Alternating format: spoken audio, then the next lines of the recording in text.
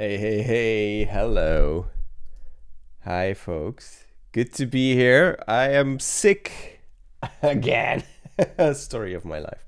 Uh, it's the fact of having kids, I reckon. Anyway, say hi in chat if you're here. You'll have to do with me sounding a little bit, I don't know, like this. But yeah, I'm looking forward to today. However, I still have to share the link to everyone on the social. So give me a second to do that. We're doing different.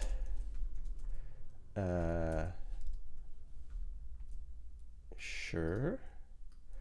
So say hi in chat if you're here. It's always good to know who's. Oh, sorry for that.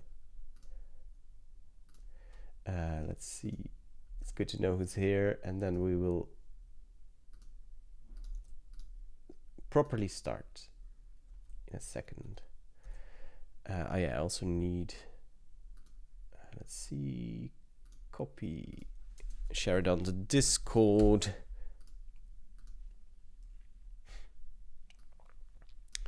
And then we're ready.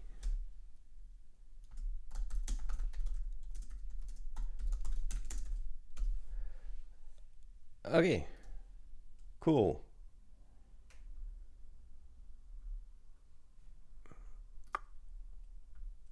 Yep, that's good. Okay, so the dungeon. I shared this a long time ago on some live streams, and I want to work on it a little bit today. Because so here's this little game that I made a long time ago, 2 years ago, and I actually had some people play it, and they really enjoyed it. Oh, I just realized my lights are on. Okay, they really enjoyed it. They played hours and hours and hours.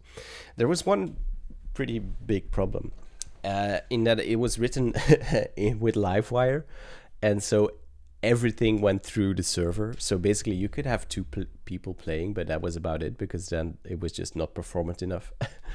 And so I wanted to refactor that and write it from scratch, not from scratch, but write it again so that it would be more performant, and that more people could actually play it. So I had to rewrite big parts of it in JavaScript, which I didn't do. I asked AI to do for me, because I have no idea how to do it. But I write the backend, and then I have I use Codex to write the front end, which for now is just very like a total mess. But that's fine, because already more than 2,000 lines. There are a couple more steps involved in this part. This is now written with vanilla JavaScript. I'm going to convert it to TypeScript. And then I'm also going to, as a next step, probably try to rewrite it in React. Although most of it is canvas manipulation. So there isn't that many dumb things going on, which is also something different from the Livewire version. The Livewire version was just, everything was made with divs, basically. It was very imperformant. So, but for now this works, because it allows me to prototype something very quickly, which I would say is interesting, because this way I can verify my ideas more quickly, rather than getting stuck for days on writing the front end. Now my hope is the long game here.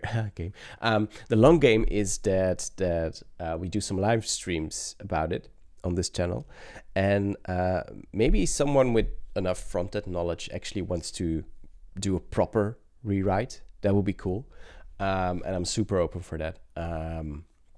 But it's not there yet. I first need to do quite a lot of things before I can allow people to rewrite this. I don't know if people will be interested in doing so, but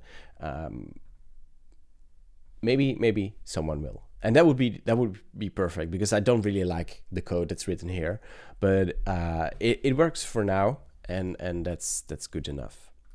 So okay, that's the plan. Here, this game. What is this game about? Let me start a new one. It's some kind of dungeon crawler, not really dungeon crawler. Yeah, dungeon crawler, card collecting game. And the idea is that you find your way within this procedurally generated maze, right? And you have some things to do here, like for example finding these purple thingies, and you run in a maze, and you have to find your way to, yeah.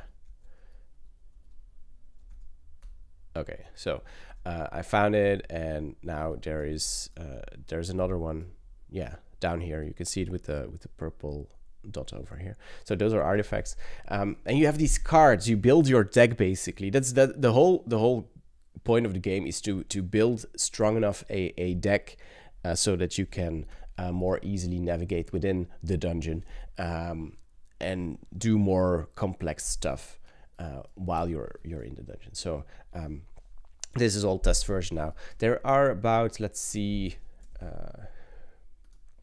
so these are the cards that are available right now. I don't know, 30-ish, 40 maybe.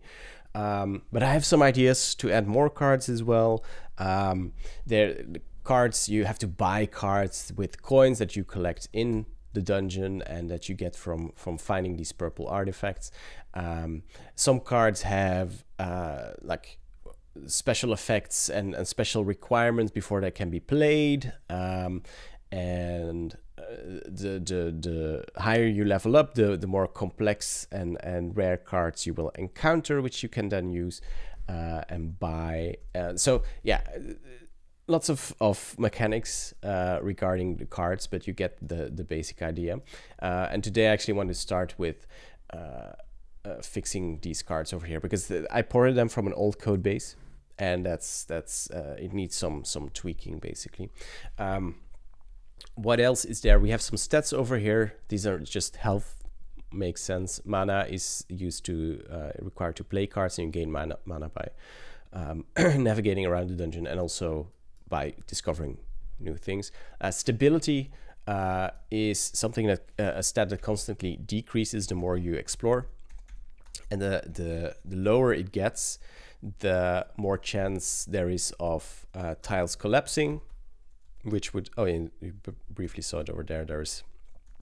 There are enemies as well who will chase you, and chase you. No, they wander around. Dwellers, I call them. And yeah, well, there is a lot more to say to it. Like I said, it's actually a really fun game. I had two of my friends playtest this for I think 3 or 4 months. They just couldn't stop playing it. Of course, the meta game of building your deck, that's basically what it's all about, building your deck. And then actually there is a leaderboard with victory points. That's basically what decides whether who's the winner of a season, is what I call, or a campaign, I don't remember. Anyway, one campaign runs for a couple of weeks, and the person with the most amount of victory points at the end gets a badge or something like that. And then it starts again. So yeah, these friends of mine, they played it for 3-4 months and just they couldn't stop.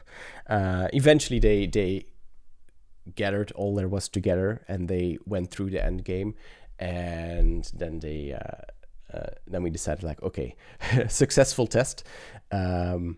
And I kind of forgot about it for a year. But now I want to get back into it.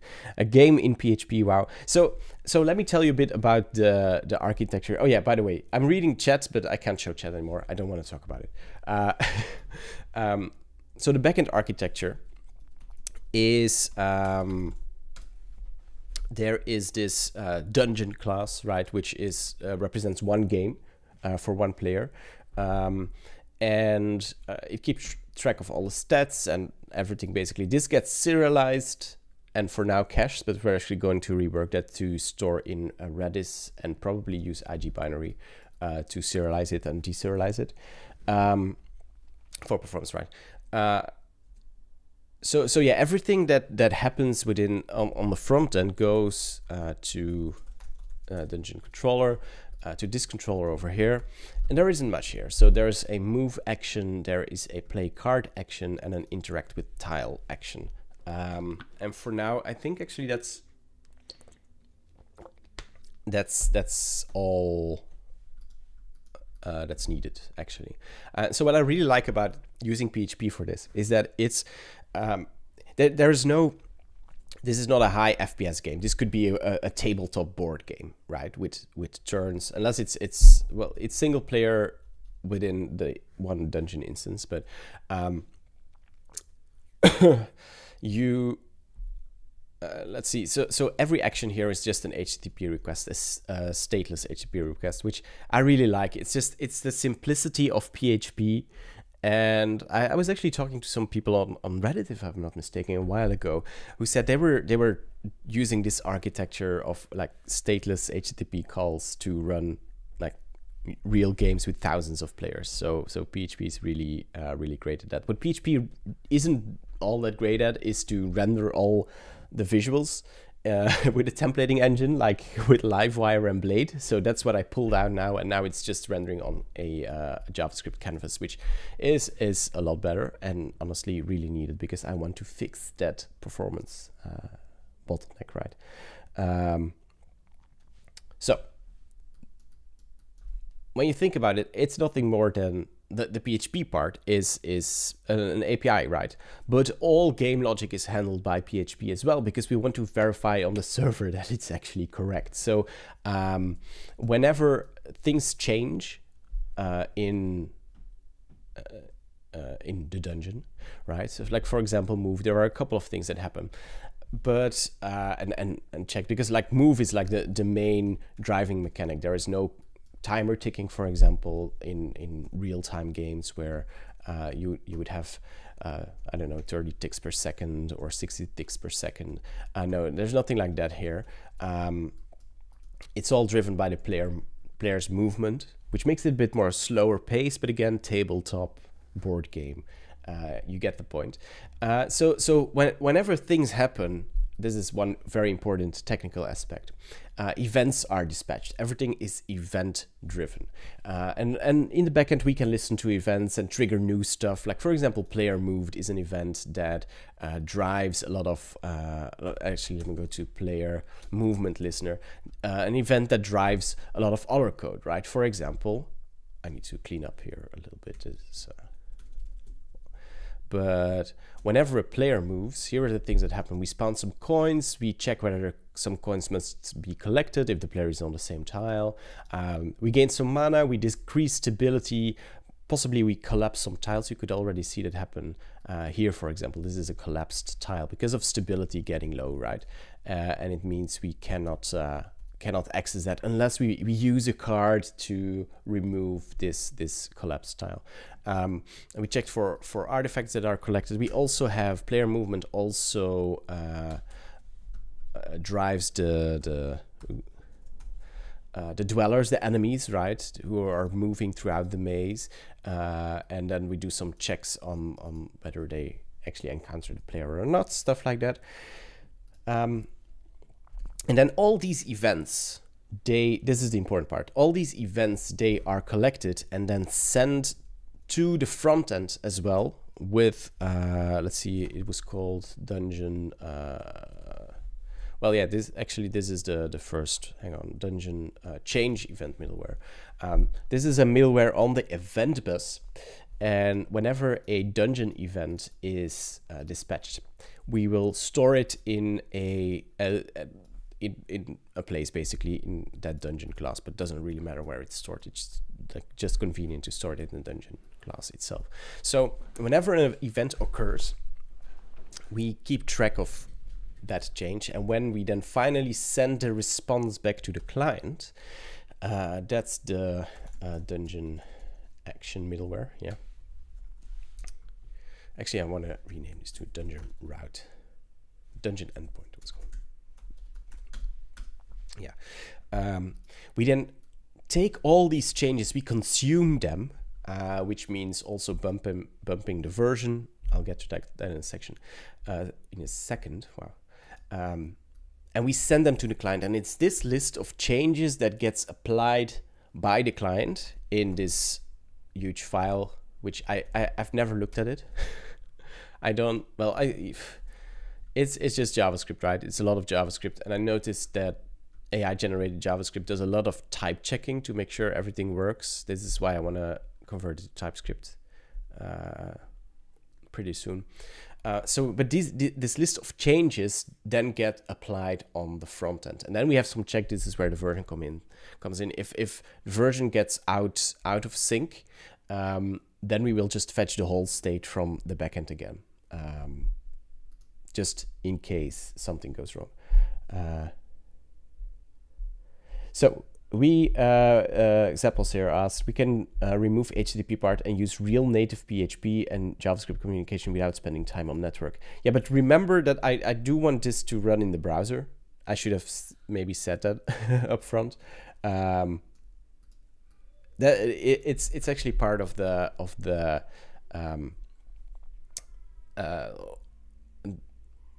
way that this game is accessible. You know, you don't have to install anything. It just works in the browser. I really like that. I also considered just opening a connection and keeping like WebSocket or some kind of persistent connection and just do communication over there, which might actually be needed in the future, but not right now. Not right now. WebAssembly and run it in the browser. Maybe Zappos. yeah, could be step by step, I would say.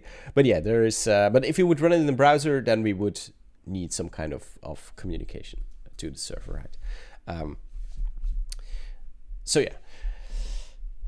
What else did I want to say about this? So for today, the plan for today is actually I want to start with doing some more backend work, because the way we persist, let's see, Dungeon repository, the way we persist our game state now is just in cache, which is far from ideal. And we also, I have this code in place from array, where we basically manually serialize and unserialize the data, which isn't all that performant. And let's see here. Hang on. Ooh. PHP IG binary. So with the latest 100 million row challenge, I learned that IG binary is probably a very the best approach to serialize data. And then I want to store it in Redis. So actually I want to start with doing that. So let's see, Redis, Redis, oh yeah, it is. So instead of cache, I want to store it in Redis. So we'll take two steps. We'll first store it in Redis. Redis, let's start Redis. And then I've never used our Redis implementation, actually. Redis get. For now, we'll just use Dungeon. In the future, we'll have to provide a user here, but I haven't gone to that part yet. And then we will say this Redis get Dungeon. For now, this Redis set. So like this, I don't know if this will work. We'll see. We'll see if it does anything. Also, I wanted to check here. Can I add Redis over here? Will it just, is this the default? Let's see, name Dungeon. Yeah, okay. Can, oh no, download driver files, hang on. And then, oh yeah, there we are. 1 of 16. I don't know, I've never really And now maybe I should hide my cam.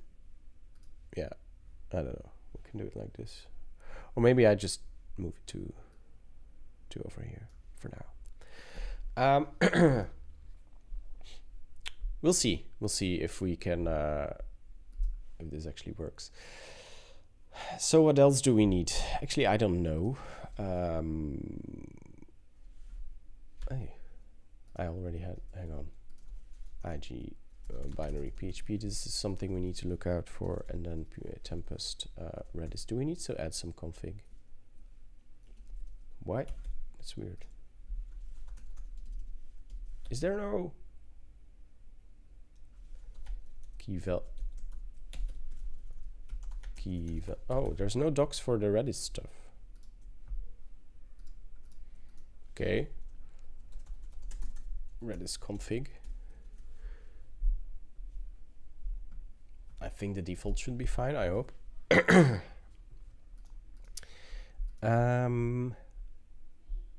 Let's see. Oh yeah, by the way, I wanted to, because I'm not that great at talking at the moment.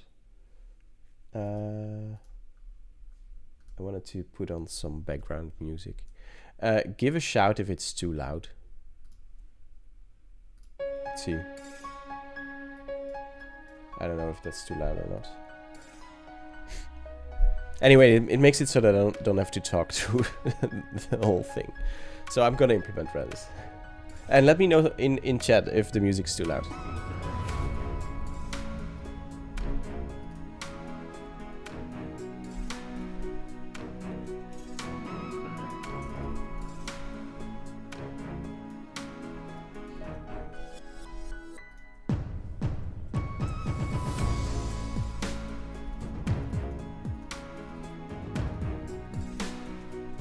This is what I was thinking about. I need to pose her.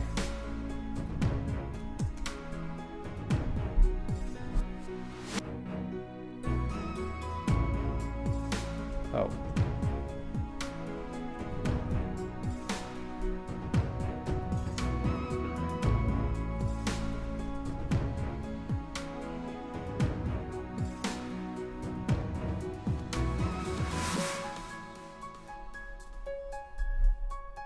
It's good music for a stream, right?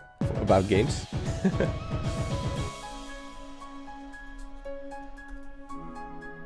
Let's see. Let's see what I'm saying.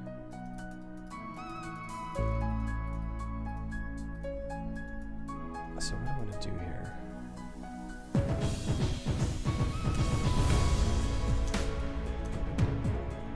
Can I just IG binary serialize dungeon?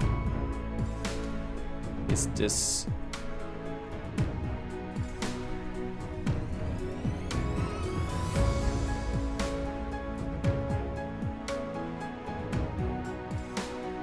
yeah, I've thought it's background music from the game, yeah.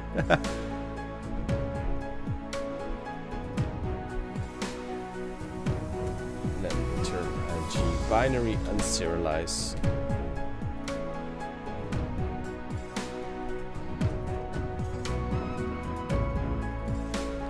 Yeah, so I don't have IG binary installed, but then I can.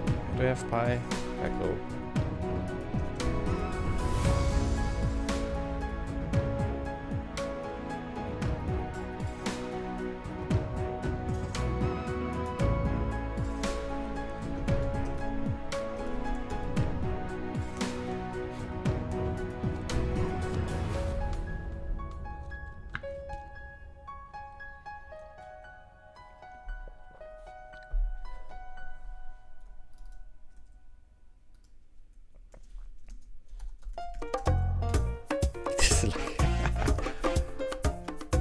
Different song, but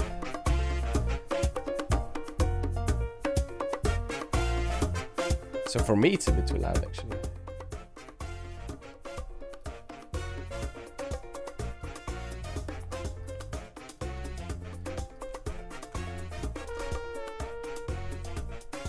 What is that?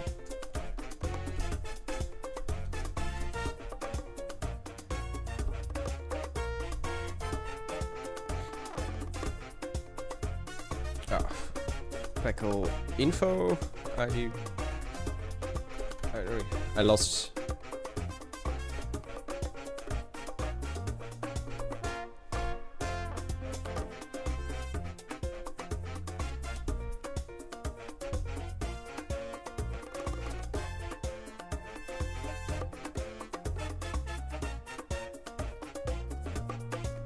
Should I just do it with sudo?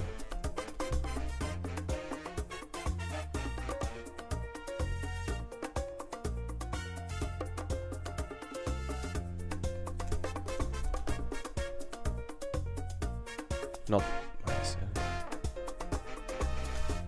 Okay.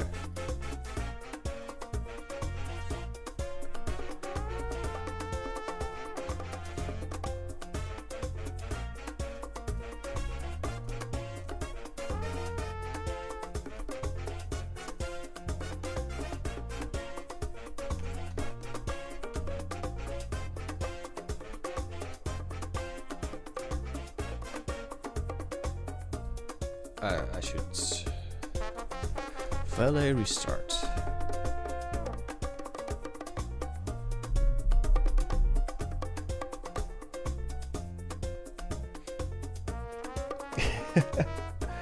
Undefnal, good luck with your sprint planning. Maybe you can come back afterwards. I have no plans of stopping anytime soon. Okay, so this is good. However, I don't know how ID binary works. It needs a string. I would have hoped that unserialize. Let's see what's in Redis.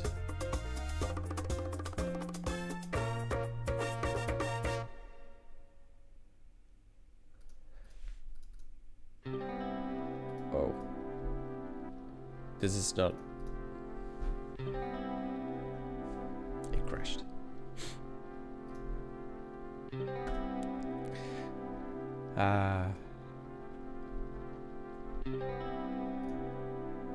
Why do I?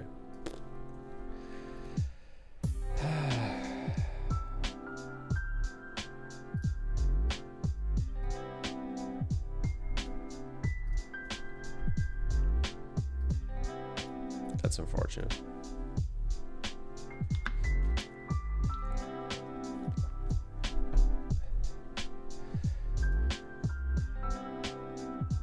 Okay. Can I do it like this?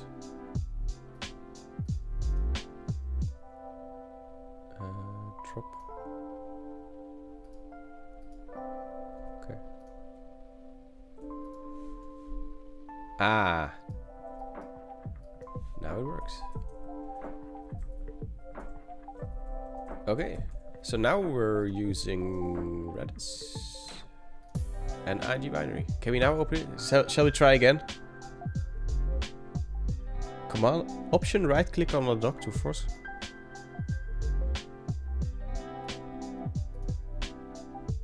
Force. Oh.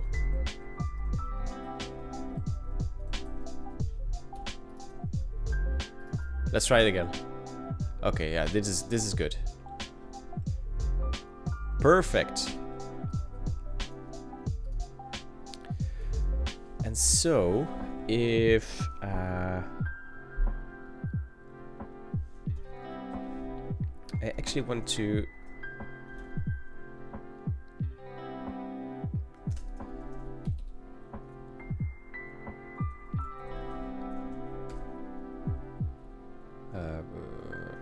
quotes.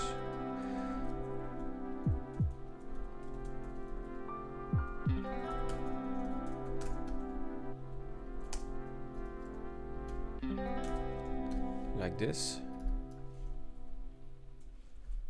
Persist.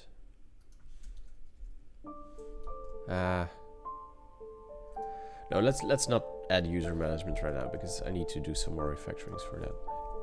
Too few arguments, yeah. Yeah, now it's... Oh.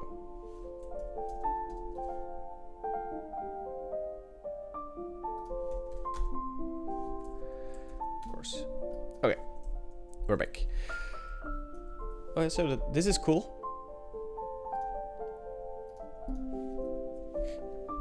And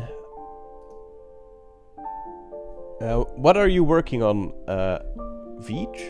Is that how I should call you? Veej. I am working on a game. And I did the whole explanation 15 minutes ago, so maybe you just want to scroll back. Or just stay here and figure it out while we're doing it. Let's see. What I wanted to do next is I still have some cards here that I need to update, so we're gonna work on that for a second. Yeah, all the cards with to do. And so the way cards work is they are a pretty simple class. They have some properties here that like indicate how it can be used, and then a card can be played, and yeah, it can have a little bit more effects depending on which interfaces they implement. So let's see, this one over here, upper hand, it what it does is, let's actually play this one. So we have, oh, I shouldn't have done that. Okay, here's a dweller who's in sideline within this radius over here. We can playing this card scares it away. That's the idea. And so this is the old code, by the way. So what we do is pretty simple. We'll loop over dungeon, it's called now. Loop dwellers as dweller, and then we'll check if dungeon within visibility range dweller point, and we'll do it like this. If it's not, we'll continue, and then it's still pretty loud for me. Anyway.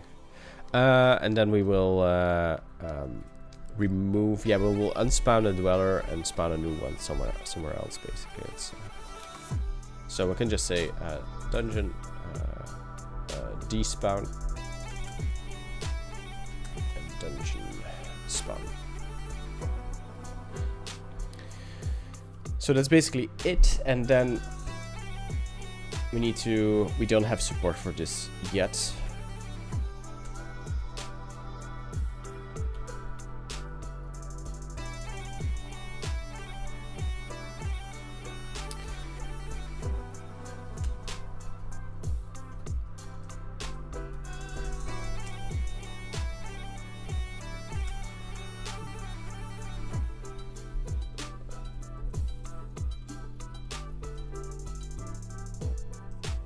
Actually, yeah, it makes sense to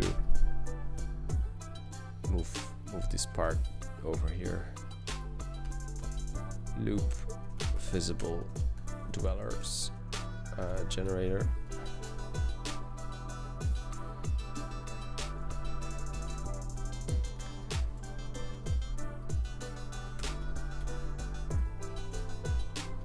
Yield like so.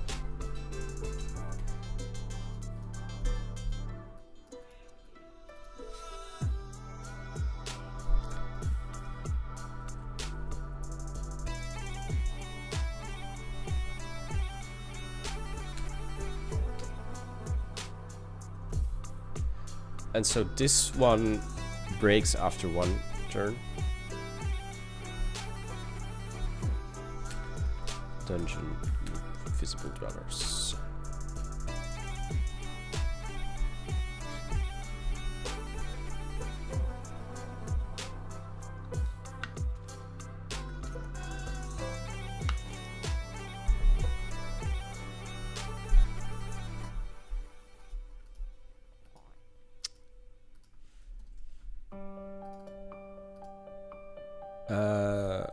And then Actually, what was the next step? This music is pretty distracting to me. Hang on, I can mute it for myself.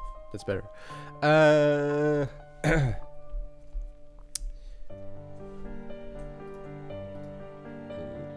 I need to implement the can play stuff. That's in actions over here.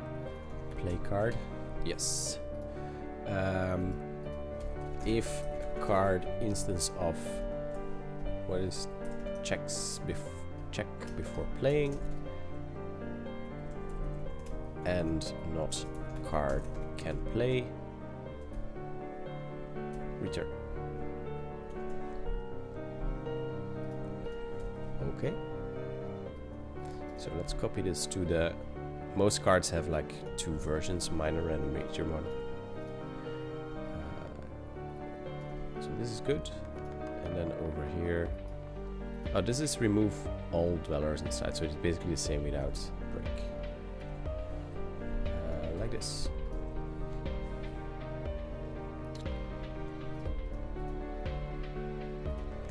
Good.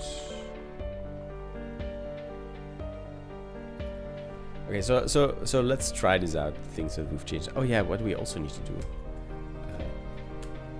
Card. Discard. Oh, we can remove all these from array methods now. But that's hang on a second, because it's not. Yeah. Data can play. This.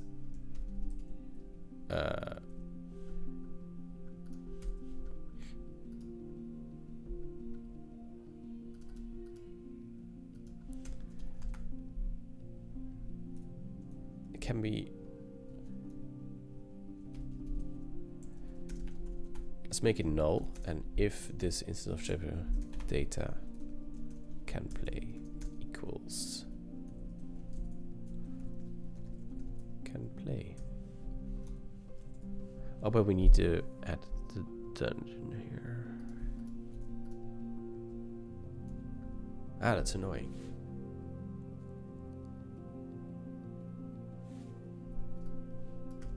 Okay, let's not do that for now then. That I need to find a better approach for.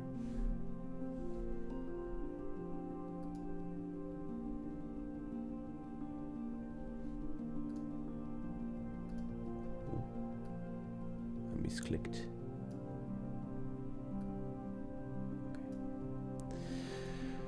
Okay. Let's see.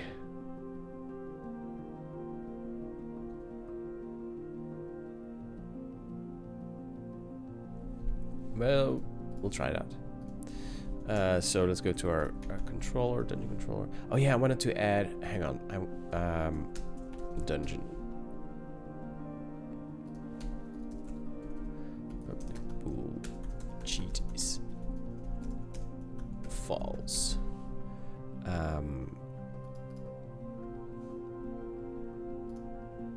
When to add support for that?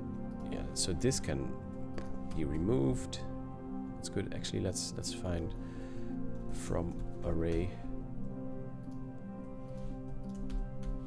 It's a good cleanup here. This is because we switched to IG binary.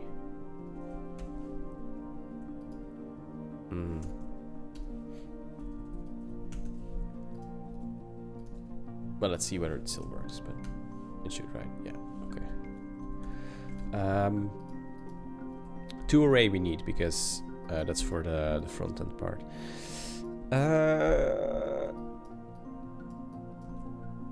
We wanted to add this cheat stuff. So if dungeon cheat is true, actually let's add some more mana, because why not? We'll spawn a dweller, new point, 1010. And what I want to do here, add the coordinates of the player's position in the debug view.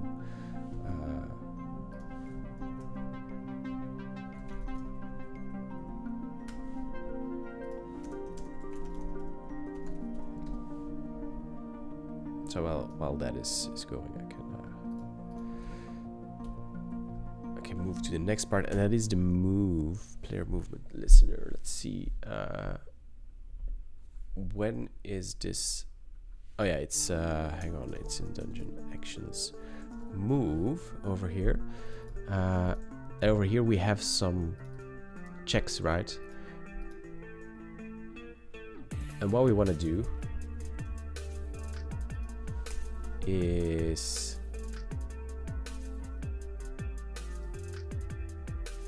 determine, hang on, neighbor tile.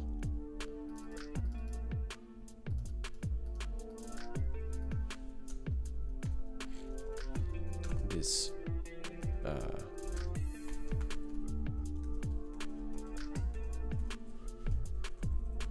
we want to allow for a lot of movement while we're cheating, basically.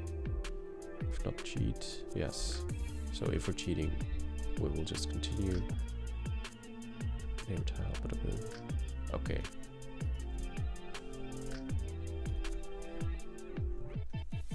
Okay, so our player position is now here. Okay, and now if we do new demo.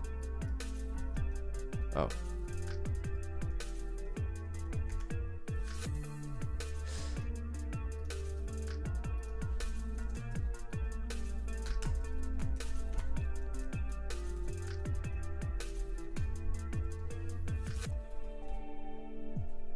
Oh, we're not ending up here. Oh, of course. Not this cheat. And then cheer, cheat. Okay. Good. This makes it a bit easier to walk around. Oh yeah, so we're gonna test this card, right? So let's. Oh, we shouldn't. We're walking into them. Let's hang on. Yeah. Okay. So this one. Oh no, this is the wrong one. It was not kill, but new. What was it called? Upper hand.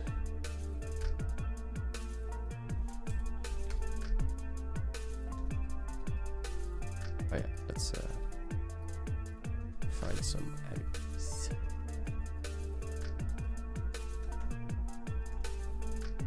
Ah, let's try it. Yeah, it works. I still need to add some tests, by the way. I have a big test suite for this, which I will also port. So yeah, no worries. It will be properly tested. Okay, so next one is, oh, let's commit all of this. So next one is trap disarm.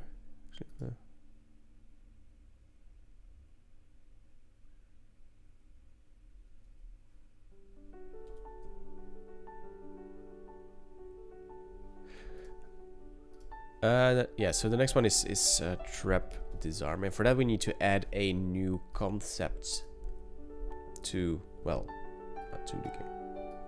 I already have it in the old code base, but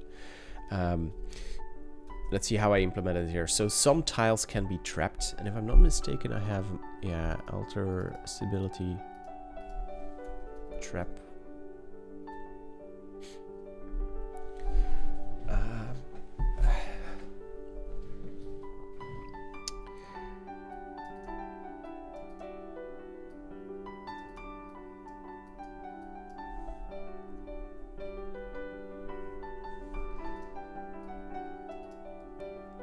So I'm wondering what the better approach is here.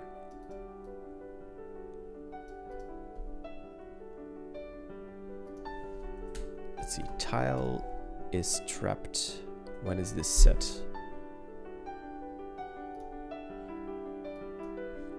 Okay, so it's just when generating a tile that we decide with a chance of 1 in 100 whether it's trapped. Okay, let's do that then. Generate tile over here.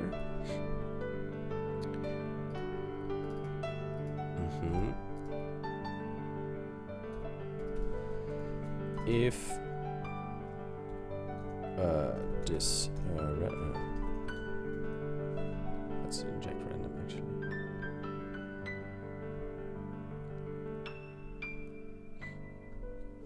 Oh, and this should be moved to the trait dungeon actions.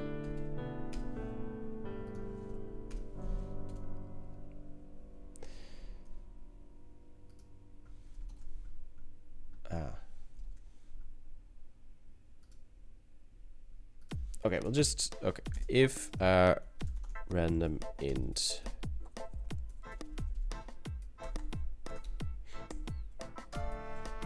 so chance of 1 in 100. We will tile is trapped is true. So that's basically it. Now we need to ask our AI thing to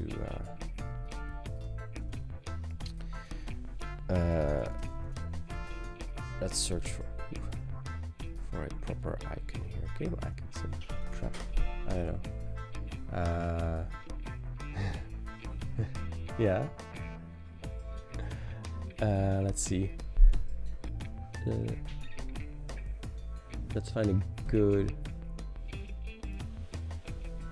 Let's just use this one for now, and then we'll say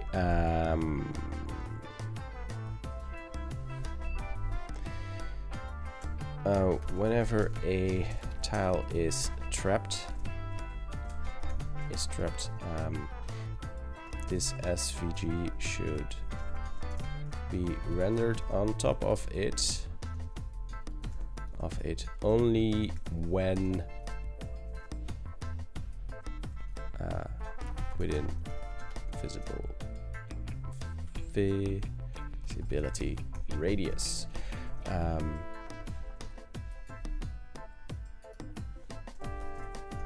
Make it red. So yeah, that's basically how the AI part works.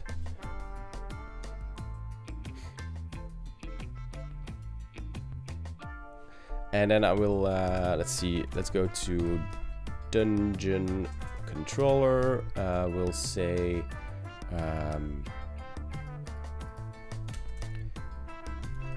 dungeon add tile, new point is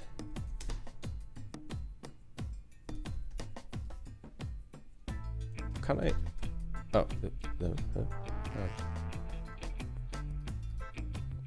yeah is trapped. I was in the wrong bracket. Is trapped is true. We'll put it at 5.5. Now I have to wait for AI.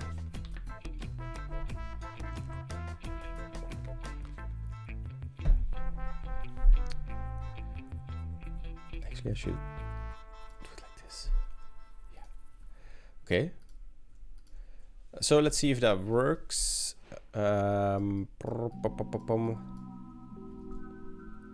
8. I need to go up a lot. Where did I 5.5, right? There's a trap. There's another one. Ah. That looks good. I want to change the color a little bit.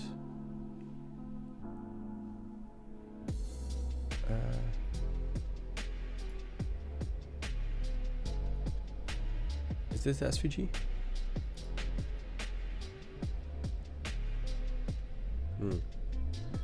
Yeah, color.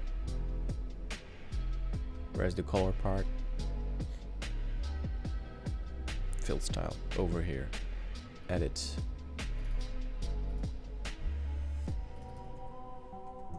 Let's see. Want it to be, yeah, something like this.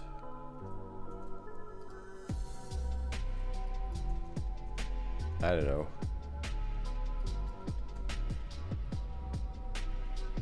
Okay, and so when we now step on trap, we want to get damage, right? So let's go to player movement listener. Let's add a new one.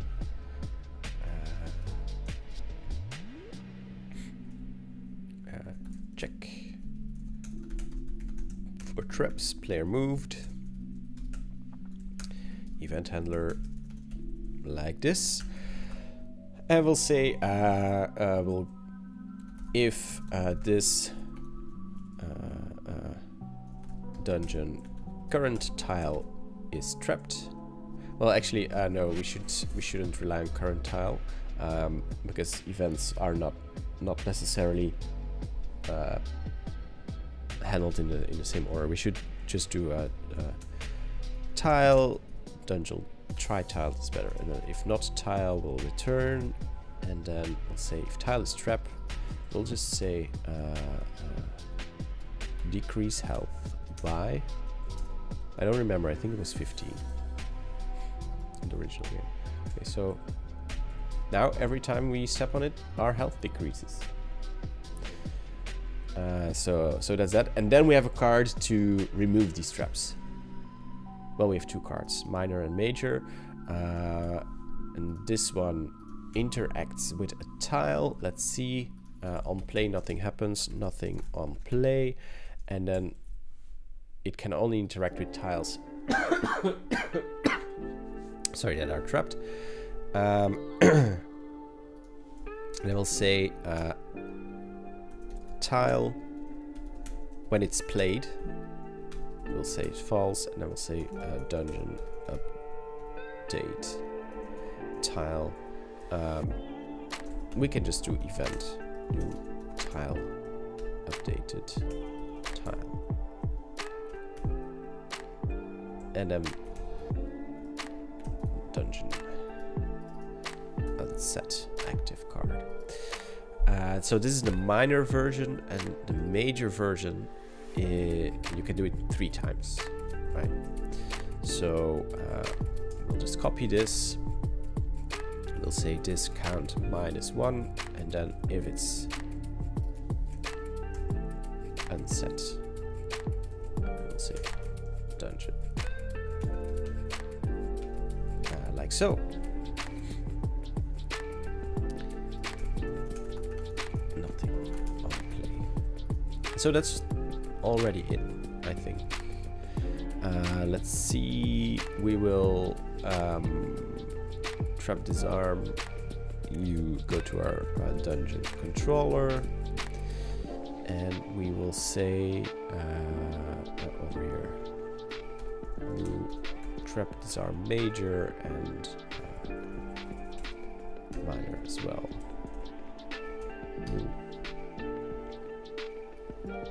Alright, so these are the two.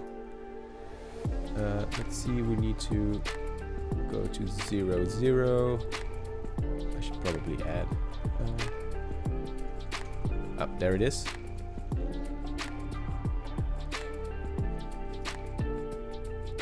So this doesn't do anything. This removes the trap. Good. And this was the major version.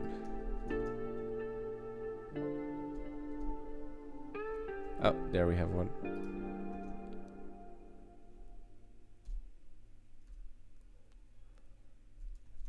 There we have one.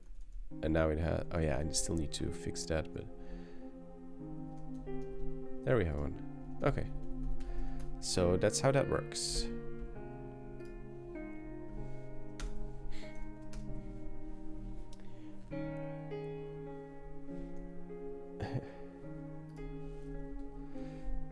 Okay, so we have our test card. Oh, support. This is a nice one as well. It's basically the same idea as trapped, as in it sets a. We just do tile is supported is true if tile is supported. Oh, actually we don't need to do that. And then we say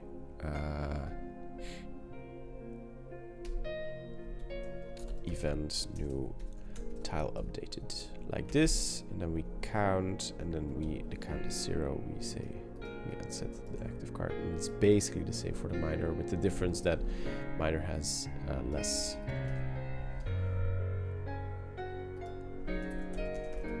Nothing. Play.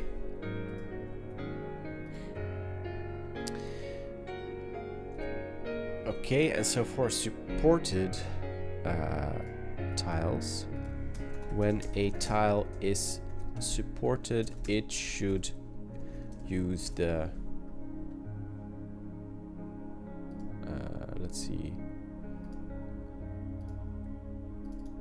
this one, the tile floor support.png image, also when outside of visibility radius. Yeah.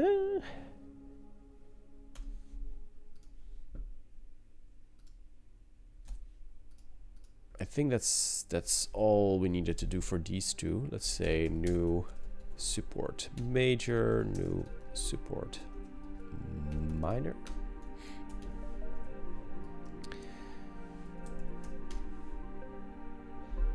It takes a while to load. But that's because of my many steps. Actually, let's go to 1,000. Yeah, okay. Okay, good.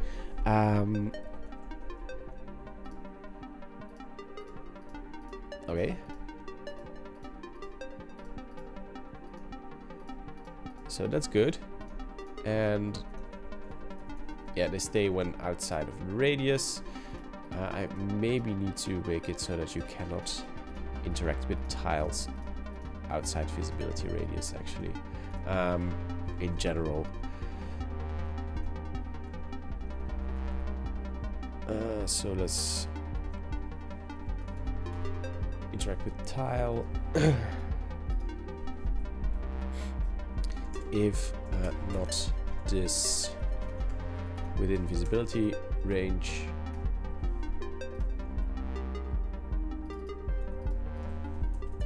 radius return.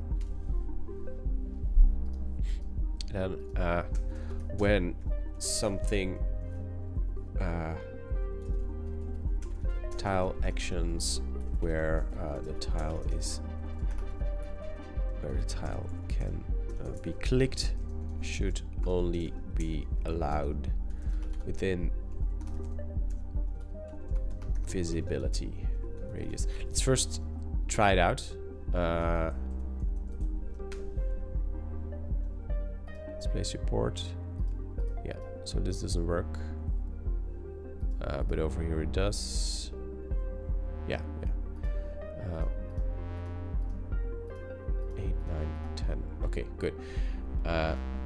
Now let's just do the visual part. Let's have AI do the visual part.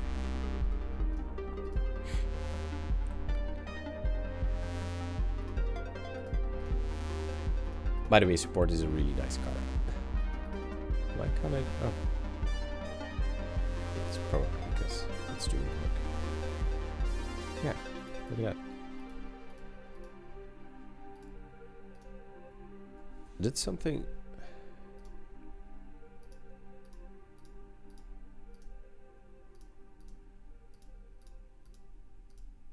Oh, why didn't that?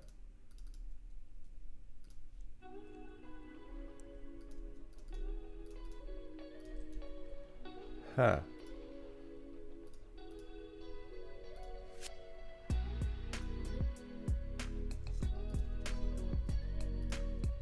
Now it. You know why? Because visibility radius is probably different front end and back end.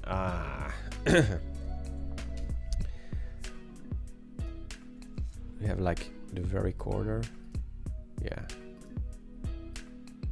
Okay.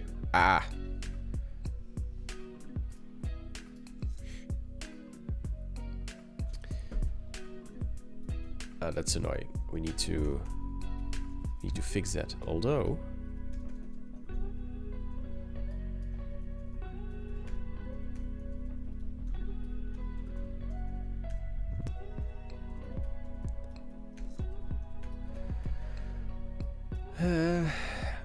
let's see.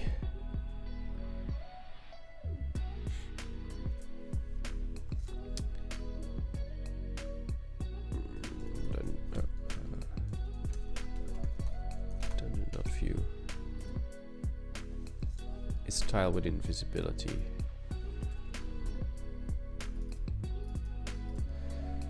It's this part.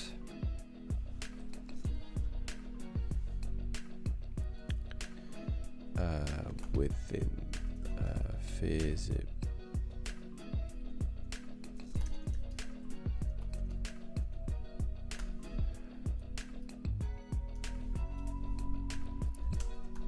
Rewrite the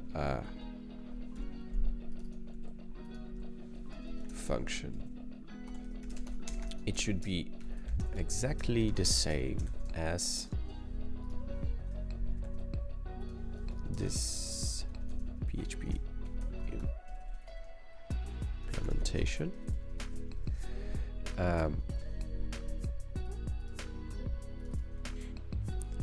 Then rewrite so that it's simply the opposite of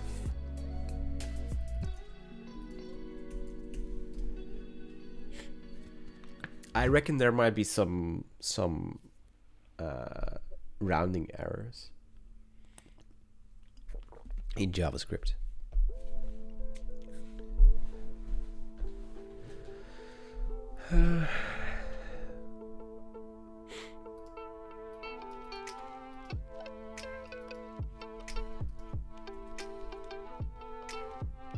Let's see. Yeah, fix it. It's more of a circle now, which is better.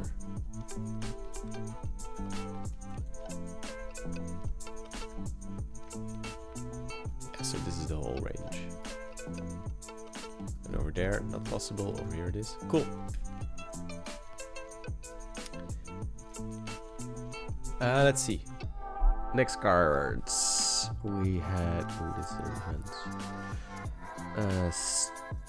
support and then stability per tile.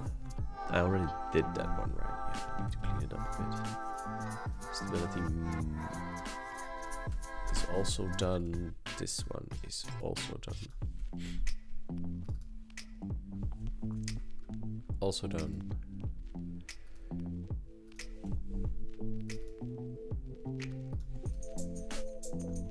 Actually, that's I always forget. Analyze code.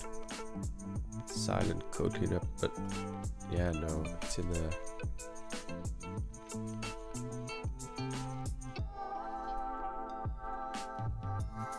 I always forget what the option is called in PHP store.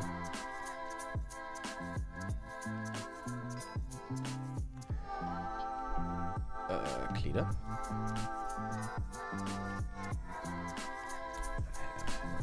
PHP store bulk analysis. Code analysis. Project analysis. No.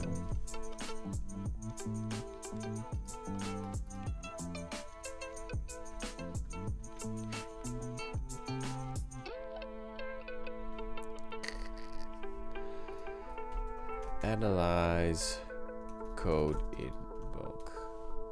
Run inspect, that's it. Inspections.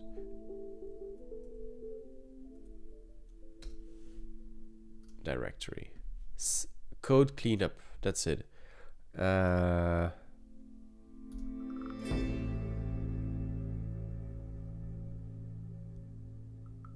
not find anything to report. I'm still Kuri Max here in chat. I'm still thinking taking PHP outside of web environment is not worth a thing to do. But this is a web environment, right?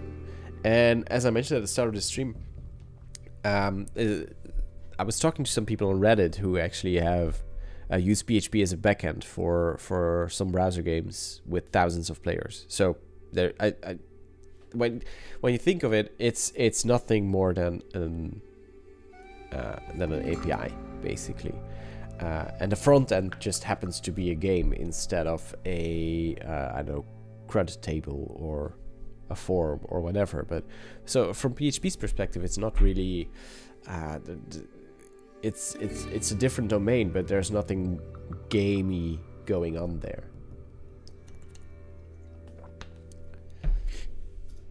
And there is something to say for stateless requests, the way that it's just it makes things simple to reason about, and easy to just refresh the page and it all still works, stuff like that. Let's see. Yeah, we did this one. I don't know. I wanted PHP Storm to detect all these missing wrong imports, but I don't remember how to do it, which is unfortunate. So I have to ask. Change max mana. Yeah, okay. We can remove this one because we'll copy over all of our tests. Oh no, this one is still to do. Locate victory point. Oh yeah, all the locate things. For that we need to make some more changes first. I can remove this. Discard is just a trait. Remove this. Oh, so I'm almost through all cards, which is really nice. I need to add my emergency exit is also still needs implementation on the dungeon level. Change health, go away.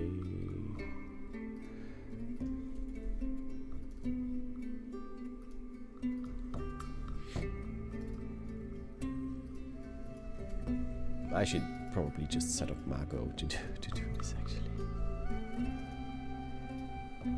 But yeah. Okay. Yeah, let's see and let's work on emergency exit for a second, because for that we need to make a couple of changes. So the thing is with the dungeon, when you start the game, you can stay in the dungeon as long as you want, and you can search for artifacts as long as you want, right? But there it is. Of course, the longer you stay, the more difficult it gets, because you will run out of. Yeah, I wanted to add one more thing. Oh, when the artifact is within visibility range, don't show the purple border indicator.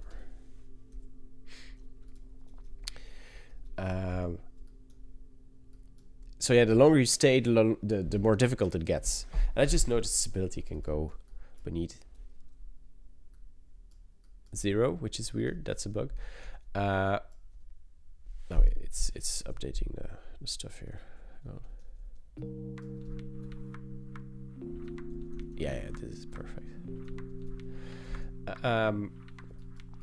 And so you need to you cannot just play indefinitely until you die, because you need to actually find your way out. So I have some things for that. Let's see. Tile floor. What's it called? Not origin. This one.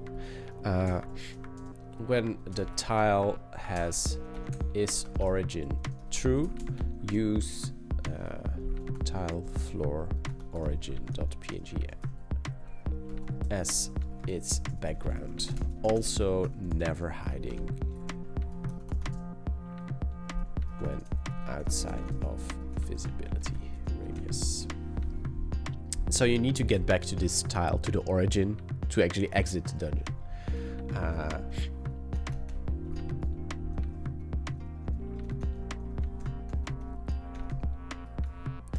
So yeah, that's.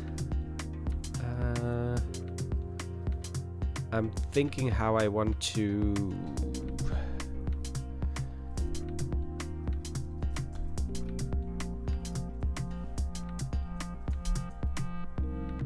Let's see here. Let's first make sure this tile generates. Add tile. Clone this player position is origin true. Okay.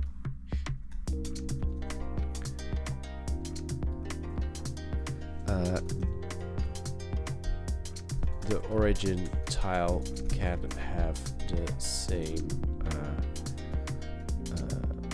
transparent dark overlay, not with the visibility radius.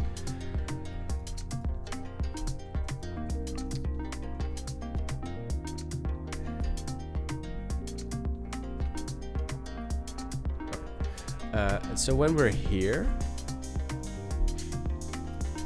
when the player is on the origin tile, a button should be shown right beneath the player's avatar. This button can be clicked to exit. Then actually I should make a endpoint for this. Then the controller.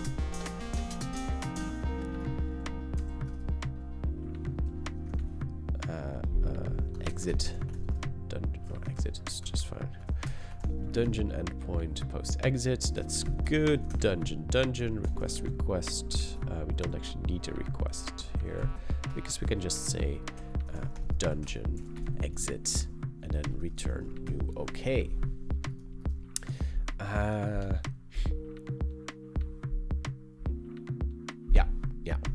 That's good. Let's add this method. Actually, we're going to add it in dungeon actions like this. Exit void if not this player current tile is origin will return, because then you cannot exit. Otherwise we will for now, because on exit several things need to happen. We need to write persist stuff to the database, but that's not we don't have that in place yet. So for now what we're gonna do is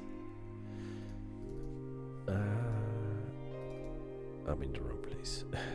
Events over here. Dungeon exited.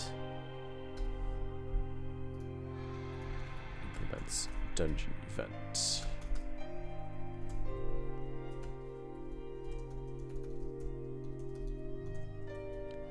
Like this, and there's no payload associated with that. Like so. And I will say just event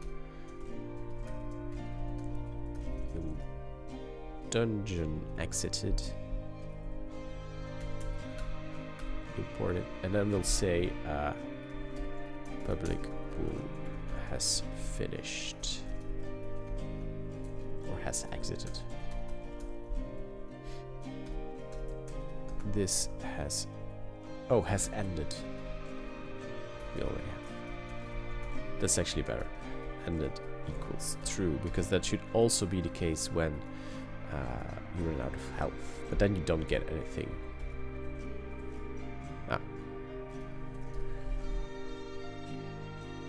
Front-end stuff. Oh, hang on, stop.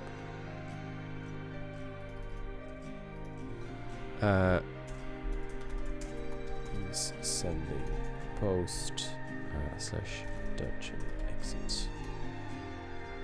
Only implement the front end.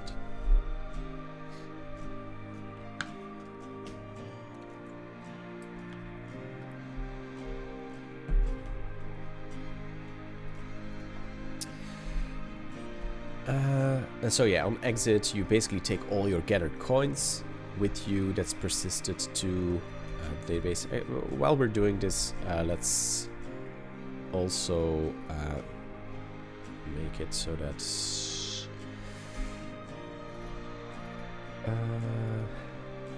their movement will say health listeners, and I will say public function on check for death. Player health decreased. Event handler. If we need to inject the dungeon as well. Private dungeon. If this dungeon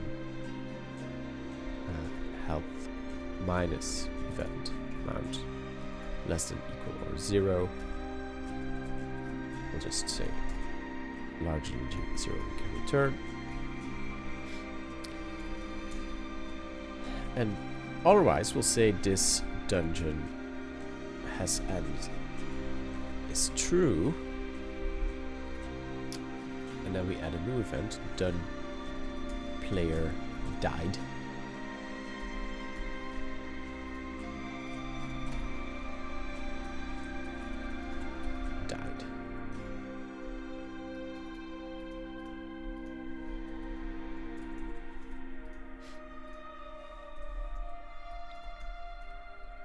Exit. Cool. Doesn't do anything. Why doesn't it do anything?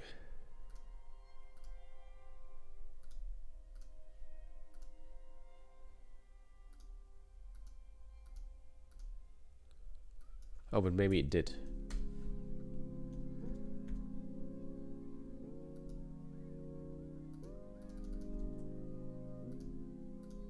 That's weird. I cannot click the button sometimes.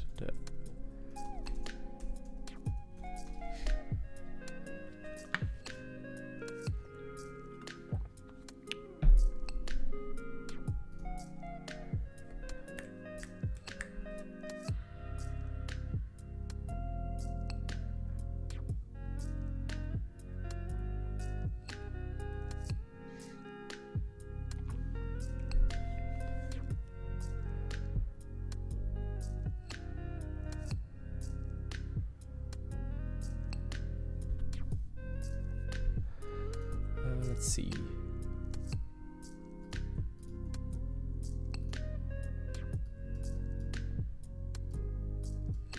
Yeah, I think it actually.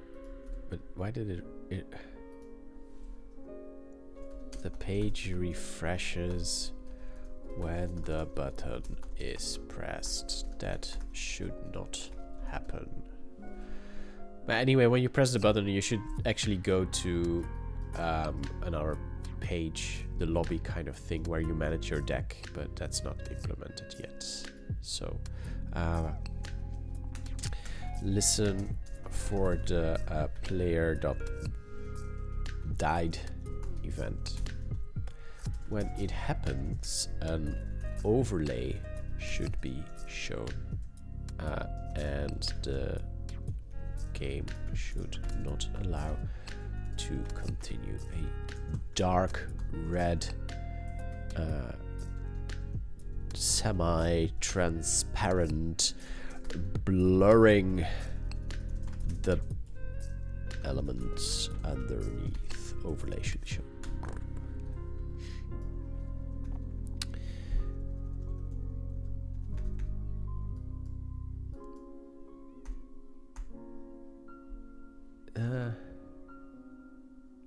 It's you know, also stats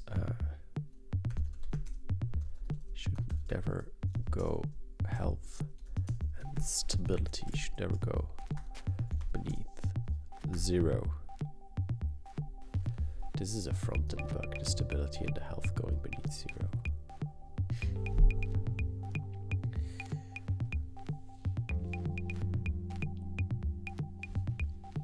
So some people are talking about native PHP in chat. I do wonder, is it what makes you so excited for it?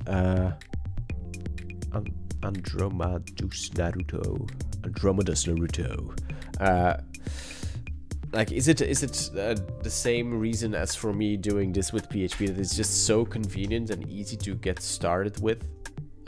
Or are there any other reasons to then choose native PHP over, I don't know, whatever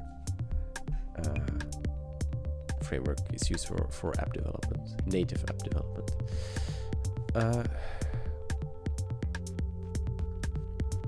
It's working. I hope it will.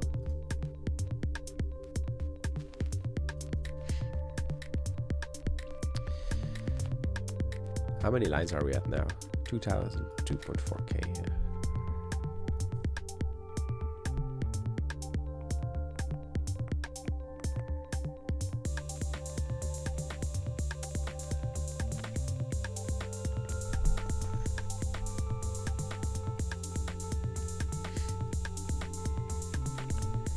Okay, I should. Oh. So this was the death screen, right? Let's see.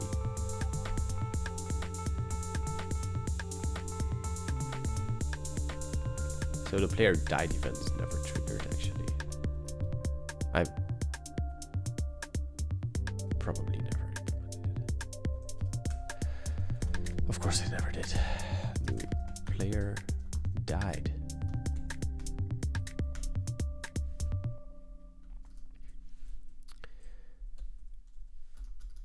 Boom. Haha! It works. Also add an exit button to the died screen. It should not do anything for now.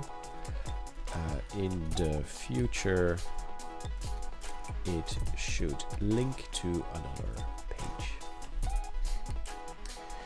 I prefer Kotlin for native app development, especially thanks to KMP and Compose multi-platform, which allows you to write for Android and iOS. Yeah, so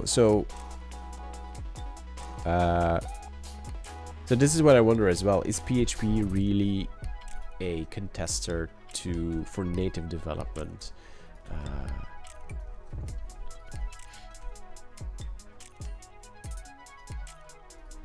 When there are so many good other options out there. Like I'm a proponent of using the best technology for the use case, right?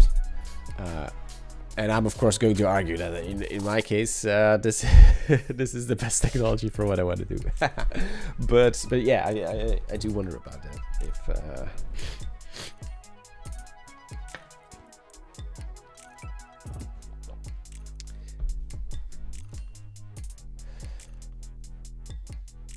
So,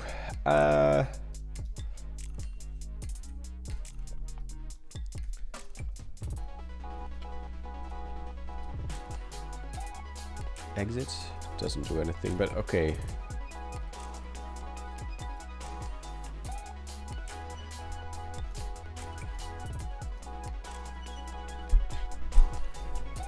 Now we can implement emergency exit cards, actually. However, when the player presses the exit button on standing on the origin tile, a screen should be shown similar to the death screen, but instead you know what? No. Listen for the player exited event. When it happens, a screen should be shown similar to the, but instead saying you've made it out with again that same exit button. And a, I don't know, dark green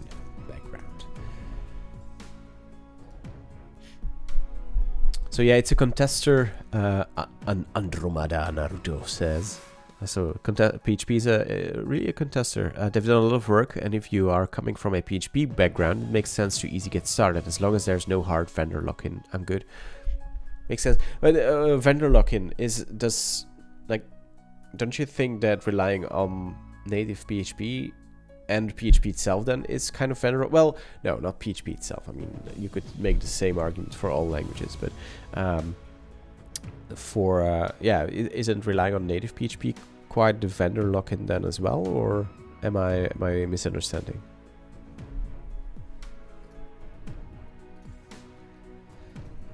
Let's see. So it's now doing that thing, and then we can, if we have that, we can go to our cards here and emergency exit. So the thing is, emergency exit, it exits the dungeon with immediately without going to the exit, but with only 70% of collected coins. So yeah, that's as easy as what's written here, coins. And then dungeon exit. Yep.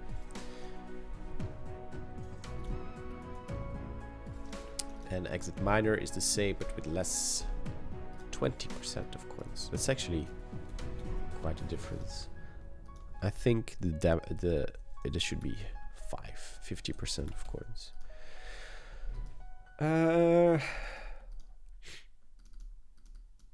65% of course, and minor should be 30, like this. Andres just joined. How far in the development are we? Did I miss the fun parts? No. The fun parts is I'm still in the process of converting my old code base to the new one, and we're getting pretty far. We're getting somewhere. So just a little bit of context. This is a game I made 2 years ago in a very inefficient way, but it worked. And I had a couple of people of my friends play it, and they really liked it. They played it for 2 to 3 months, 4 months maybe, just straight. They kept playing it, and they really enjoyed it. And then I kind of lost track of it, and I stopped working on it.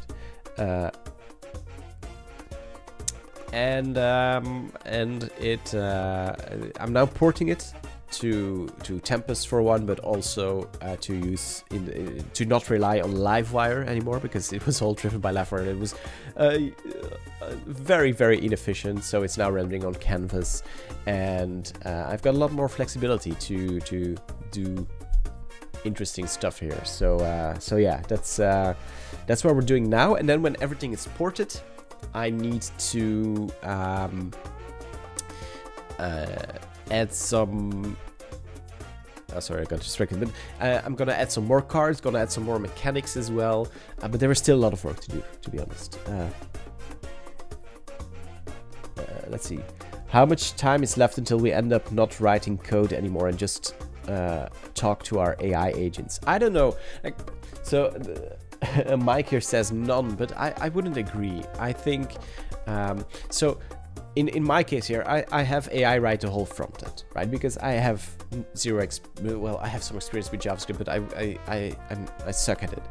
My hope is that someone, by doing these live streams, someone with a lot of front end experience in JavaScript wants to help me out. But we'll see about that, because I think the things that it's writing, it's good for getting something to work, but there is no way that all this code makes sense, right?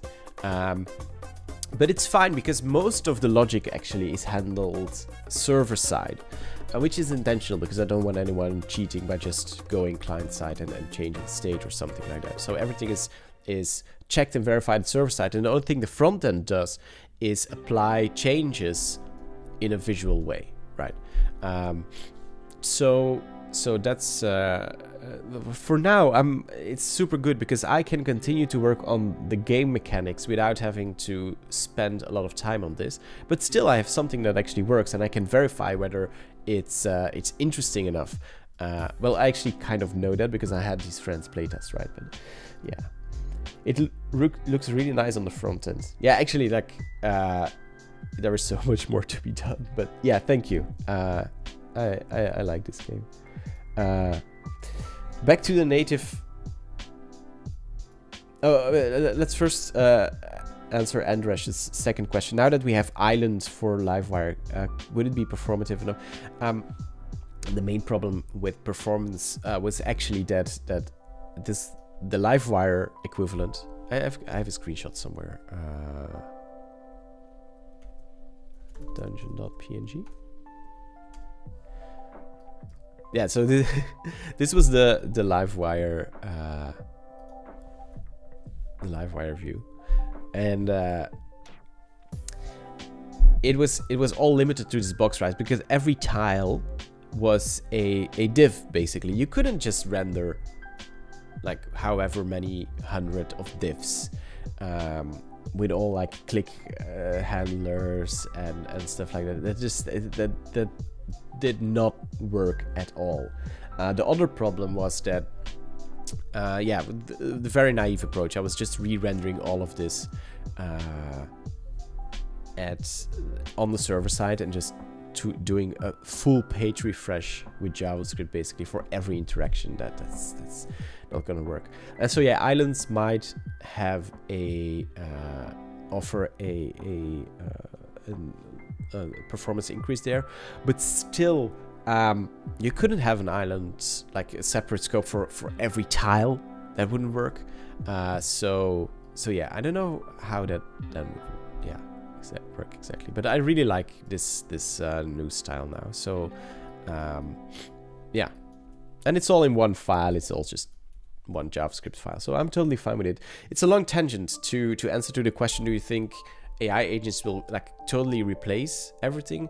I don't know. For this, it's super useful. I still think it should need a proper rewrite because there are like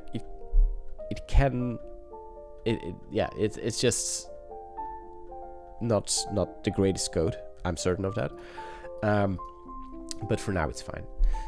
So yeah, and my advantage with this is that I've written all this code before in the previous version. So from the backend, I know very well how it works, right? So I have that domain knowledge already, and I think that's the most important part actually. If you're using AI, or not just understanding the domain and knowing what you want to do, is crucial. If you don't want to use AI or not, in my experience, it doesn't really. In my experience, right? But it doesn't really make you so much more performant when we're talking about code that you so much more faster. I mean, when we're talking about code that you know very well, like for in my case with PHP, I would spend as much time reviewing the code rather than writing it myself, especially if it's a domain that I already know very well. But then in case of JavaScript, where I don't really care, it works out. So yeah, let's test this now. These two cards. I actually have a talk that I'm giving at meetups that talks about this exact question, about how AI is impacting all of this, and I'm gonna make a video version for this YouTube channel as well. So if you want to see it in a couple of months, it will take half a year or something. Emergency exits. Then you can just subscribe if you haven't already. I suppose you have, but okay. So emergency exit. Let's press it, and nothing happened. Oh, because we need to. No.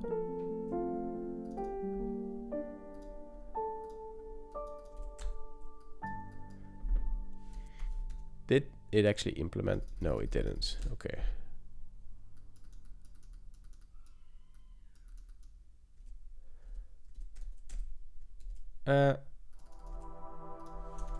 See, and this is the thing with AI. The screen does not show.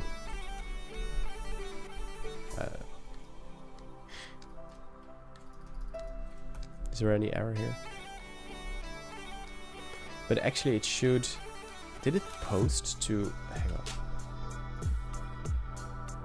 on. A preserve log. Okay, it does post. And the changes are here. Why then doesn't...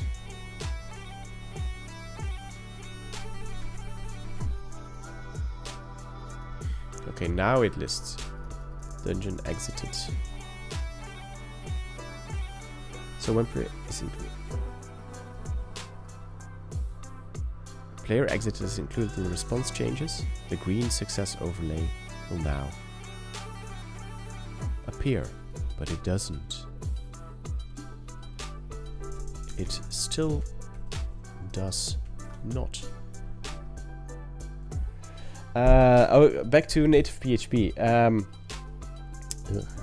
Native PHP is a vendor lock-in, yeah, but the trade-off advantages are huge as it makes it very possible to build mobile apps with PHP compared to figuring things out yourself. No, yeah, that's fair. That's absolutely fair.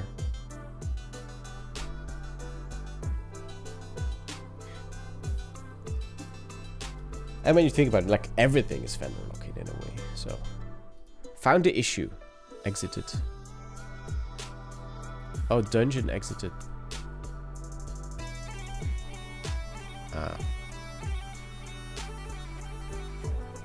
Actually, it should be player exited. So it was still been my fault.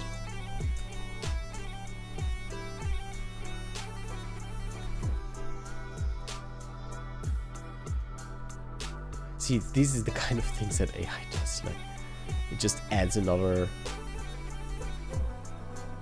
if statement that doesn't make any sense. Yeah,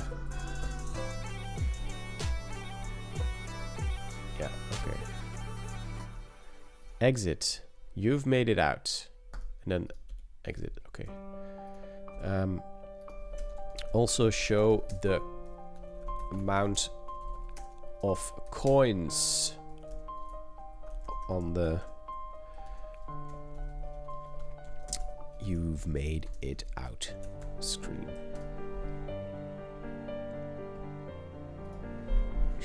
Love the stream, by the way, Brent. Thank you, Andromedus. Andromedus Naruto. Where does the name come from, Andromedus? Is it like a reference to the galaxy? But Naruto, that's some isn't that some manga? Yeah. Binary Kitten is lurking. That's good. You know how I know Naruto? Because I've been watching this Minecraft Let's Player for over, well, close to 15 years now, I think. And his skin has always been the Naruto character. Like, what is it? Naruto. One of the characters in Naruto.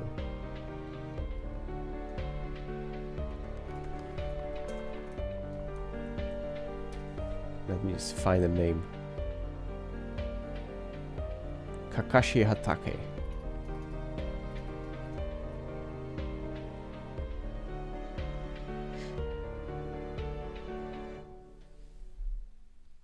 Android made us. Andromedus. It was a name from an Android custom ROM back in those days. Yeah. Kakashi. You know Kakashi. Does anyone then know the Minecraft Let's Player I'm talking about?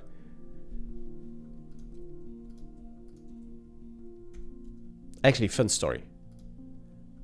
This game is inspired by another Minecraft Let's Player, but he plays on the same server as the Kakashi skin thingy. He made this kind of game in Minecraft on a vanilla survival server, which was totally crazy. It took him a year of non-stop building. and it was so fun. He already made 3 versions of it, but then I wanted to do something similar. So that's where the idea of this game comes from. And he then got the idea actually from another old game. I don't know. It's all connected. It's all connected. So if we now, yeah. If we refresh the screen,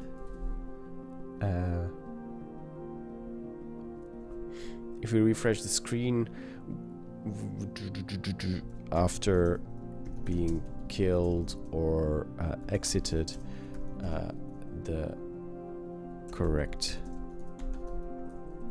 page, the screen should still be shown. While AI is working here, I'm going to take a quick toilet break, and I'll be right back.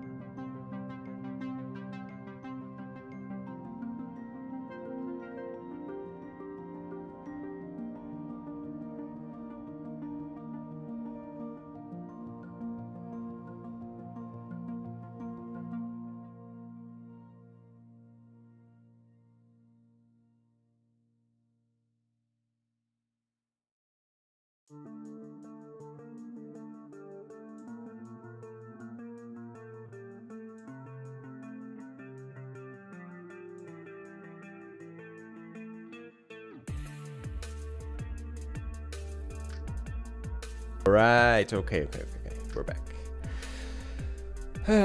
You know, I have 3 little kids, right? Wow, I'm sick because of the 3 little kids, or I don't know, yeah, probably. And I just blew my nose as well, and my ears are now very different. Let's see. So yeah, I have 3 little kids, and I feel like every month or so they get sick, and they get better in a day, and then I get sick every month, or maybe every 2 times, or every 2 months, and I'm sick for a week, and I'm sick of it. And I talked about this with my doctor, and she said, yeah, deal with it. It will probably stay this way until the kids are old enough. And it's really annoying for me, because a big part of my job is talking. And here I am with like stuffy nose, and I don't like it. But I also figured like I couldn't just not do anything, because it's just a cold, right? Okay, let's see. Okay, you made it out. Yeah, sure. So let's now press this one. Nothing happened. Emergency exit. It does exit. This has ended. Event player exited. Why? Card played.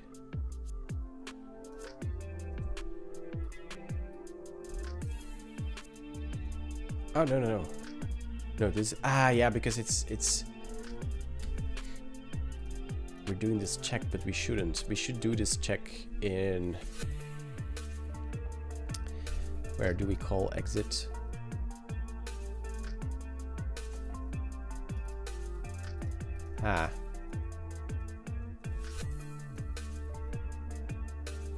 How do we, let's just say boolean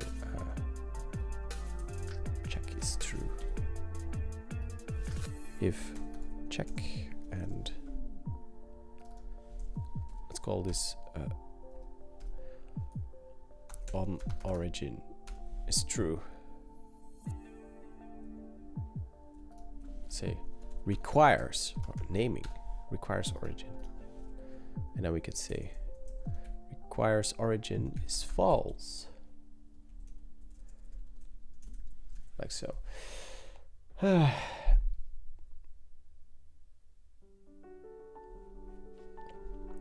Vij, by the way, I kind of like your point here that you still need to know the behind the scenes, because that gives you advantage over the average AI users. The thing is, I have a lot more thoughts about this, but first let me check whether this works now.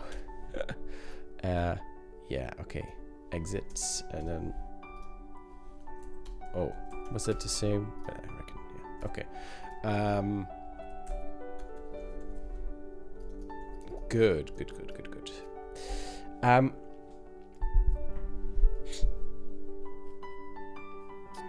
The thing is, like, okay, so many thoughts. AI, right? I think it's such a powerful tool, and it's really helping me. Like, there's no denying that. I'm not like totally vibe coding this front end, but I use it like for small completions, inline completions, stuff like that all the time, right? It's really great. However, in my case, and in the cases I use it, it's only great because I already kind of know where we're heading, and it's for to get like the full potential out of it. I really think you need to stay in charge as a developer.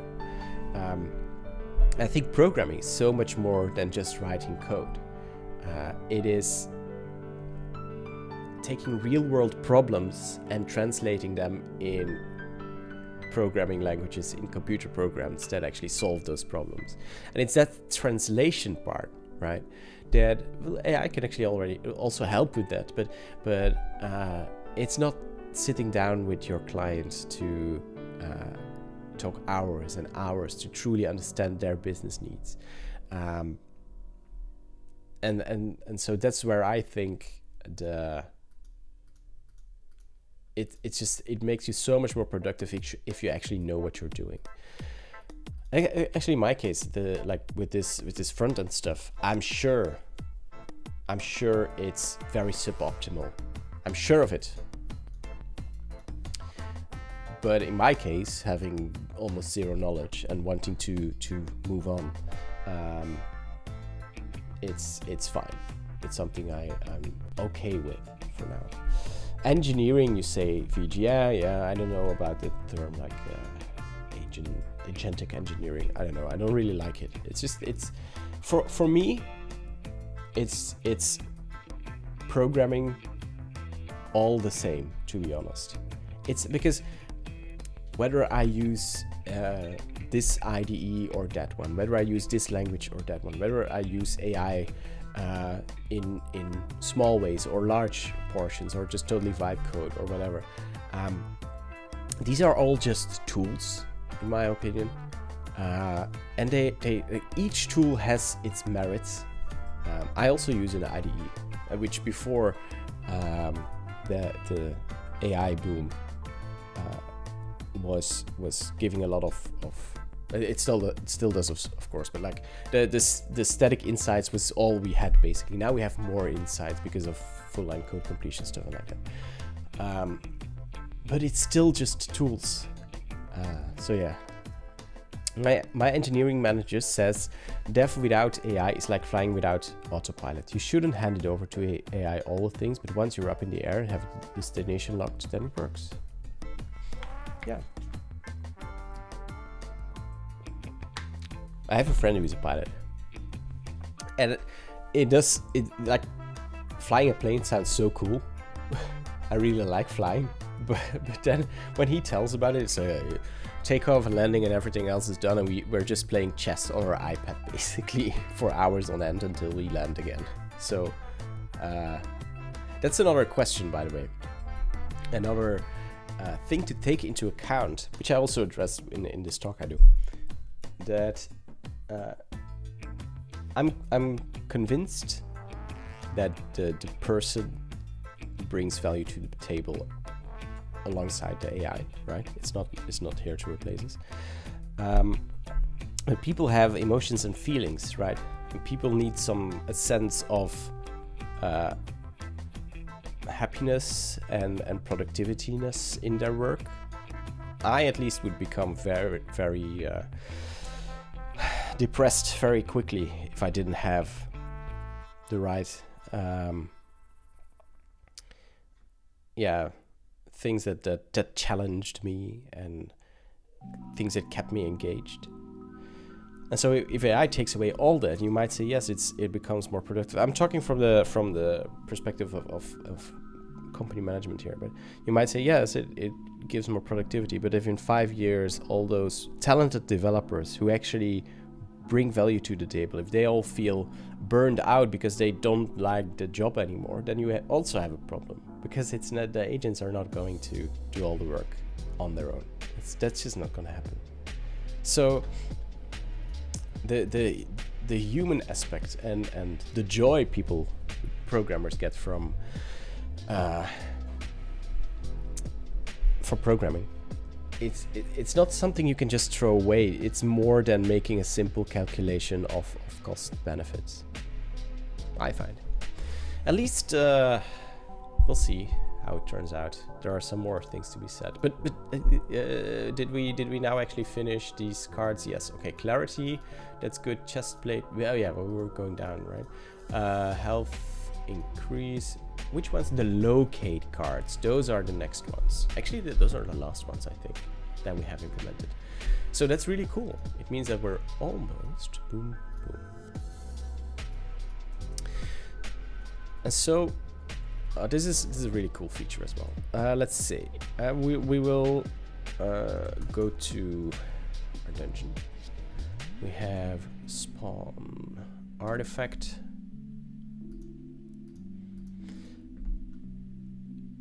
Okay, so one thing we haven't implemented yet are so-called altars. And there are 3 types of altars. So spawn mana altar,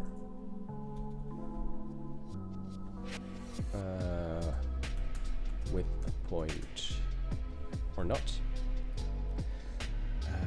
Yes, and then we will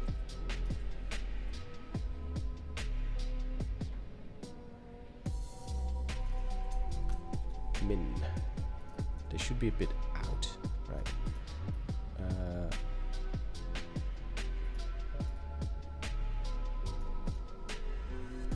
So what I need is actually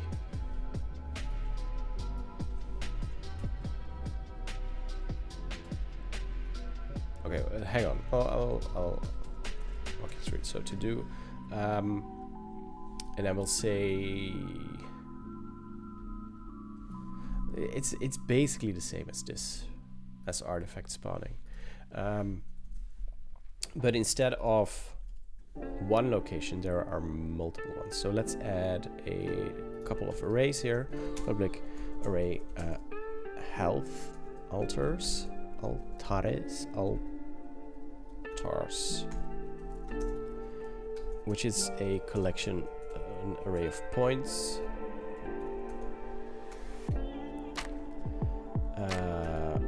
Array mana altar is a collection of points. Actually, realized this is wrong. Sorry. Where are the tiles?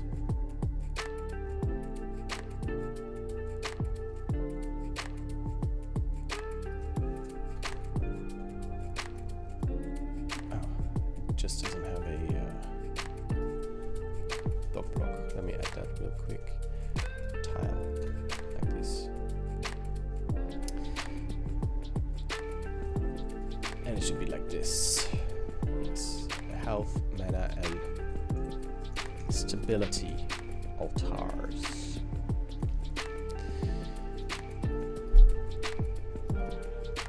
Yep. And then, actually, let me tile.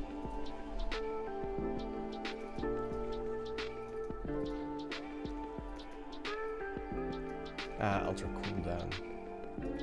Yes. Okay. Good.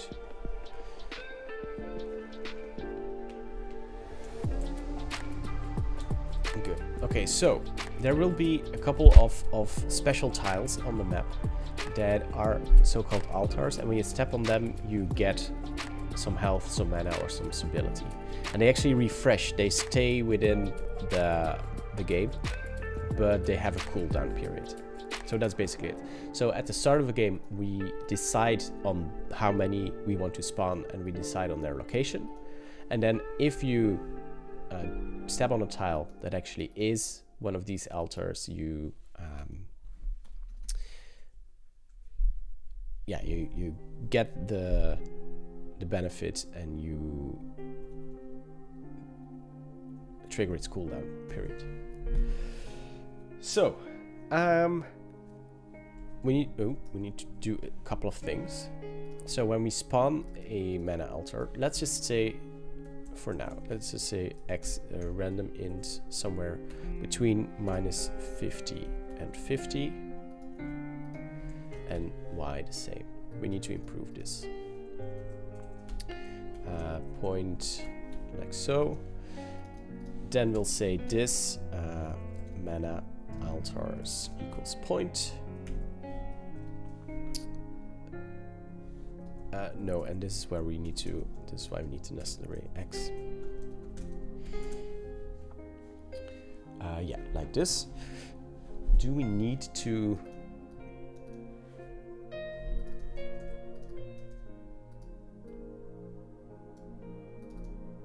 We don't need this. We don't need this. And actually, we don't really need an event for this either. Okay, so we'll keep it simple for now. Spawn mana altar, spawn health altar, health altars, and then stability. Okay, and then when we, but the point here is that I need these numbers to be different. Actually, let's see, random int 1 0 to 1. We'll say -50 until -30, and else random int 30 to 50. This is actually what I want, because then it's they are spread more to the edge of the map, which is better, because these are like more difficult points to reach, right?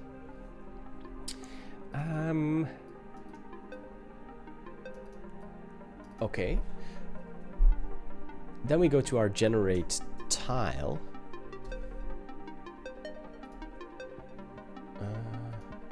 Action. So generate tile, and here we need to do a couple more things. If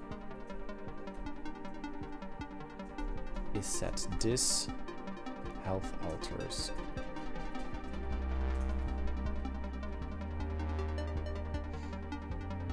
to x,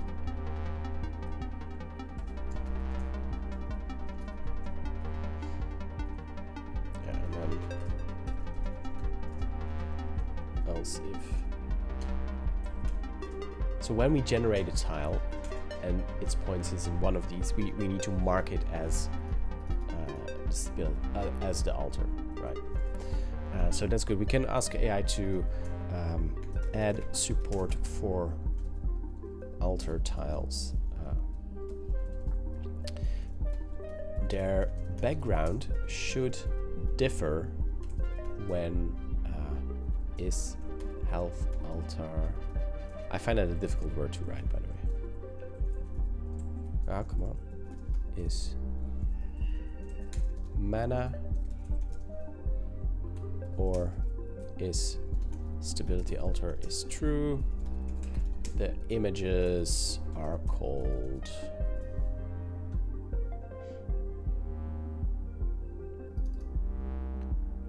tile floor mana. Tile floor mana .png, etc. If furthermore the alter cooldown property is not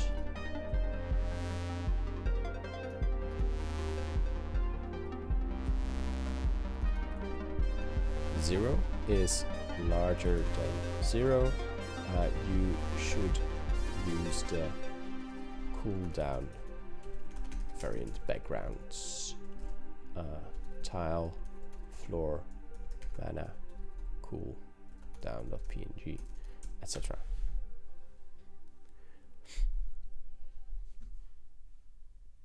Oh, did the music stop? Oh no, it didn't.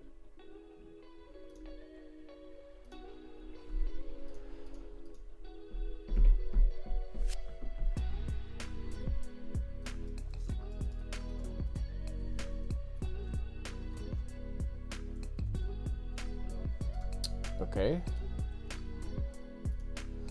Then let's see. So when we step on such an alter tile, we need to do stuff with it. So let's player like the movement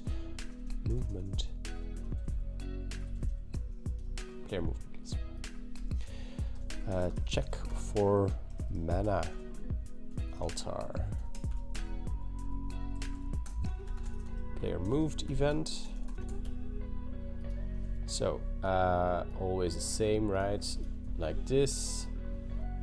If tile is mana alter, we'll say tile alter cooldown random int. We'll say between 80 and 120.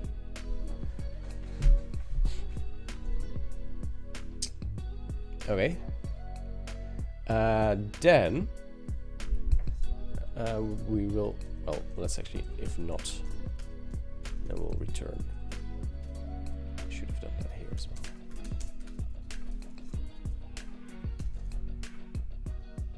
well. Okay, okay, and then we'll say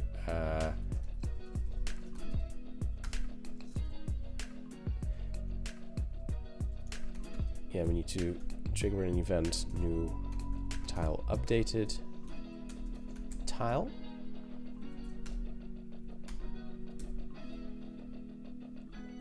And then we also have to say this, actually I need to hang on, this spawn out, this increase mana, also random int, 50 to 100.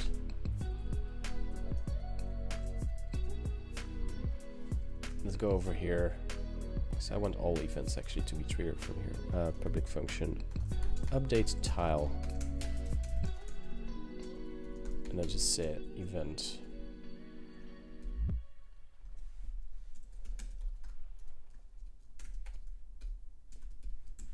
like this. I prefer it like this. Okay, now the same for health alter. Try is health alter. We'll say cooldown, update a tile, and then we'll increase health. Then we'll do 30 to 50. Okay, and then stability the same. Check. Oh. Stability alter.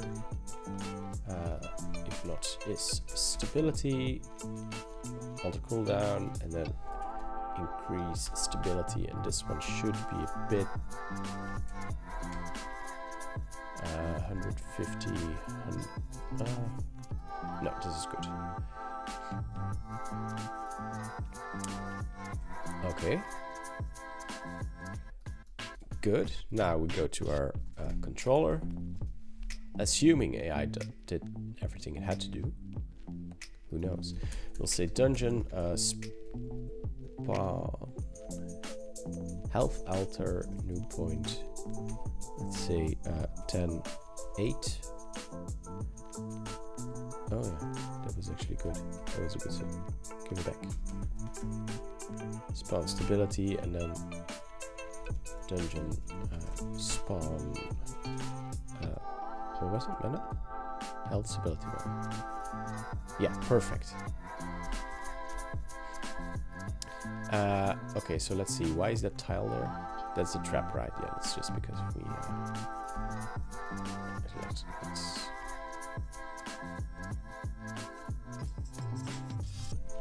remove that. Okay. What did we say? 10, 8.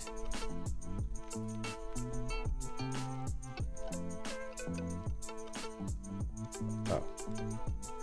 No. This way. 7, 8, 10. Okay, so this.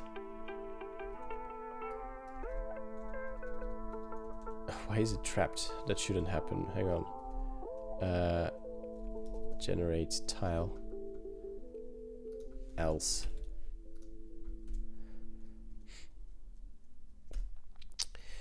Also show the cooldown on the alter tile if it's more than 0.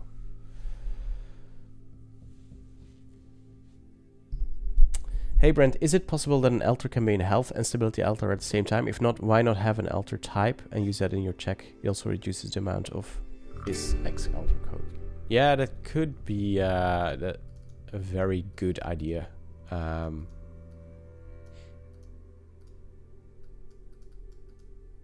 That's a good refactor actually. I don't think I want to do it right now. Okay, because I want to first port over all the tests as well, which is still work in progress. I don't know why I did it this way. This is 2 years ago, right? But yeah, put it in the middle, color it according to its type, blue for mana, red for health, orange for stability. No background color, use the title font. Okay, there we go.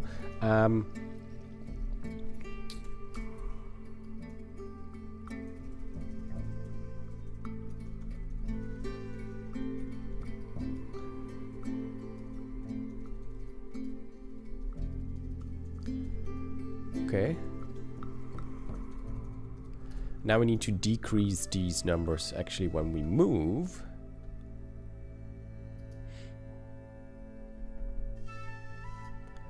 And for that, we need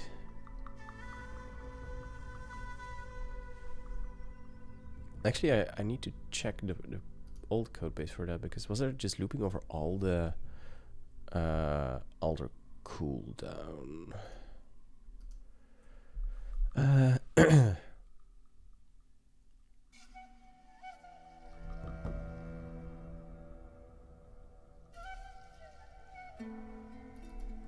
Yeah, I was just looping over all the tiles.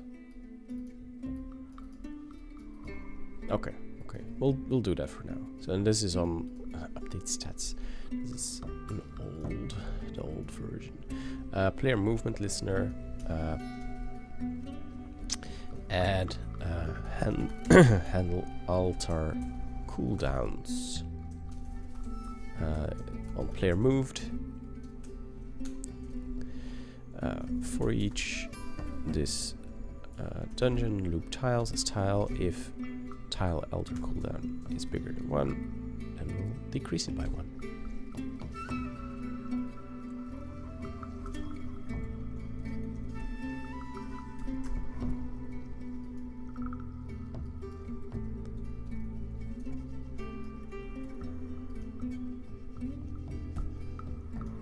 And then we need to trigger this dungeon update tile.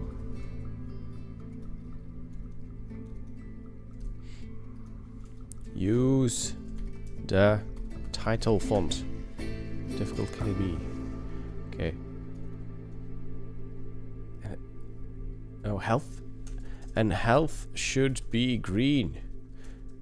I have to wait until not red.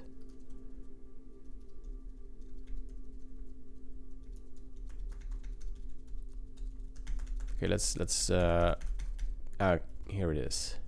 Now we can actually see the whether it's using the right. Yeah. Perfect. Done. It now uses. It's not using the right.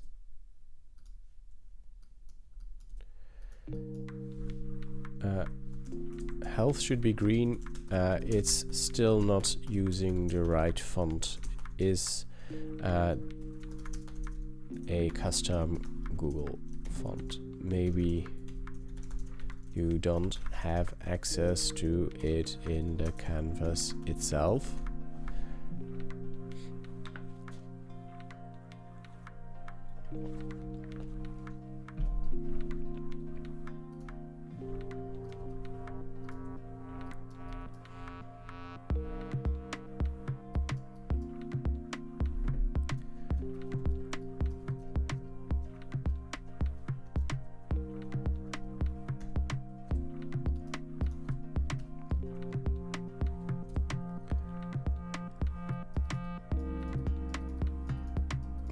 You're right on both points. Ah! Okay, now make the text smaller.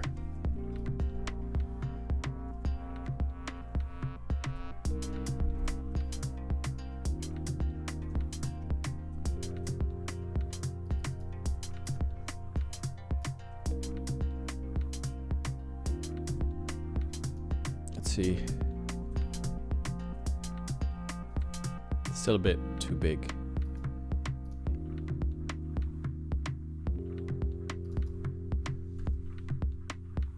Edit.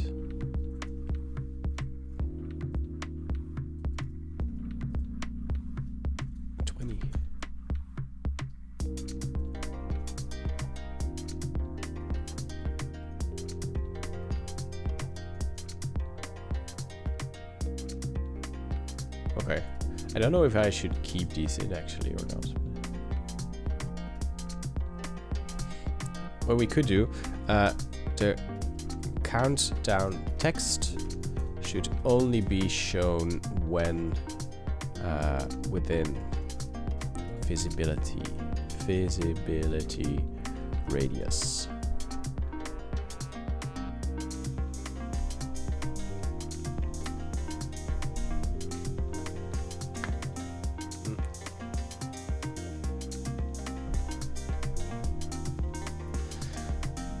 So with this in place, we can, oh, I was right.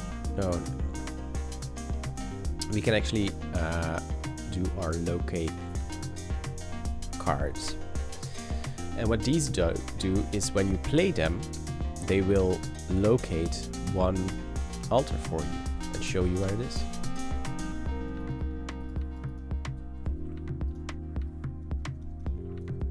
Okay, I think I like this, that the cooldown is only in when it's visible. Oh, okay.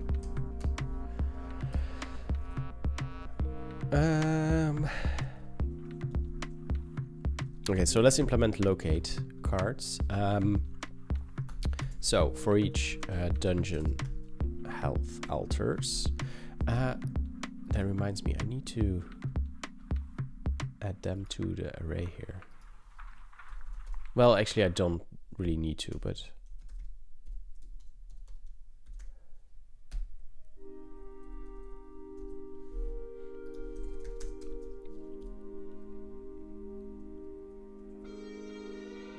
yeah.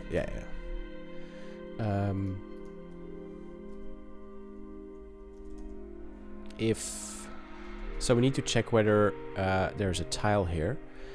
So tile is dungeon. Try tile. And we need hang on. We need to loop over them. Loop health altar. Yeah, I get that. I should do probably do a refactor to just keep the type within the altar, but then yeah.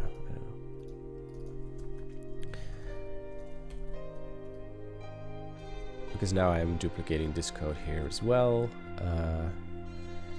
Stability, and then over here we say mana, and then we say point.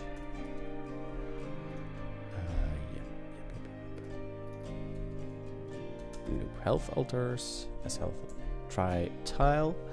If tile will continue, because then we've already discovered it. Otherwise, we'll say dungeon generate tile.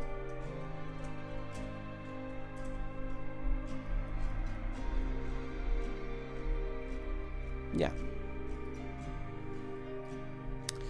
I think that's it.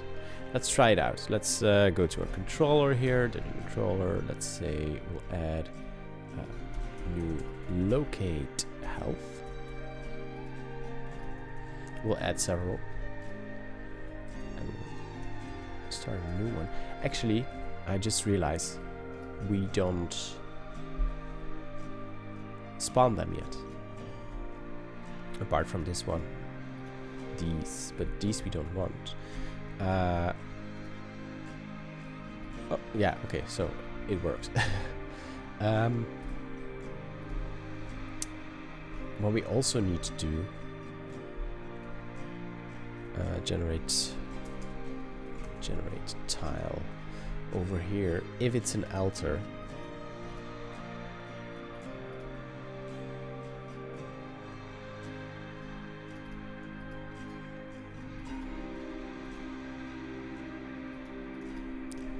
we need to say tile directions. We'll just do it like this for now. Okay. Now let's go back to dungeon and actually generate some altars. When we create a new game, self spawn health altar, spawn 2, mana, and then stability.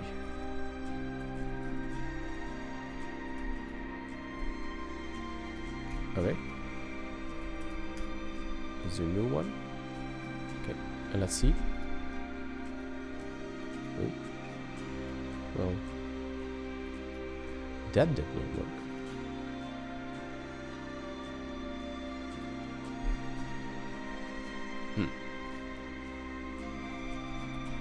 Let's see why not.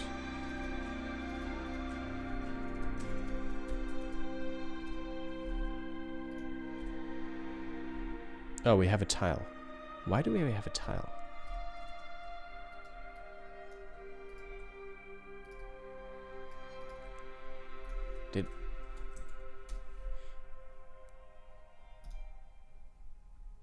Okay, so that's weird. Is it just too far away?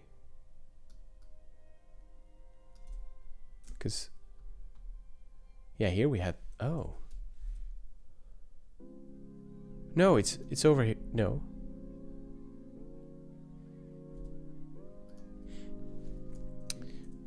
Let's try it again. Let's see, mana decrease, tile generated, minus 43. Maybe it's just too far away. Maybe I was overexcited. Hang on, we need dungeon actions and then spawn help altar.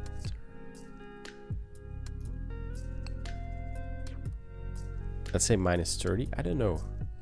Until minus 10. No, yeah. And then 30 until, yeah.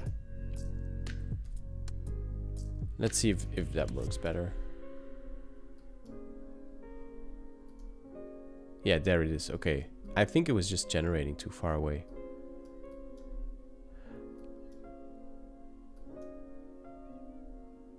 It also...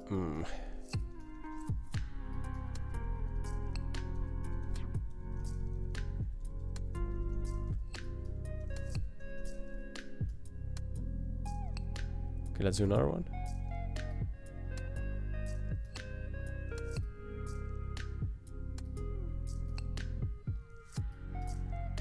It didn't do anything. We spawned 2, right? Huh. That's just dungeon controller. Let's just jump out to the dungeon. Let's see, stability.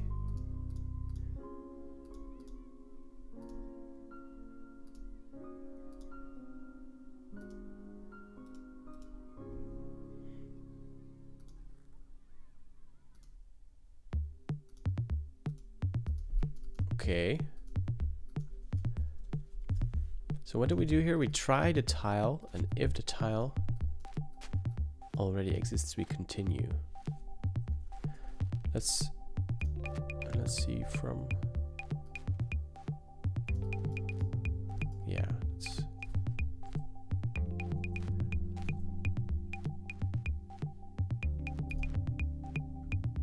okay, and now it's here. It's good.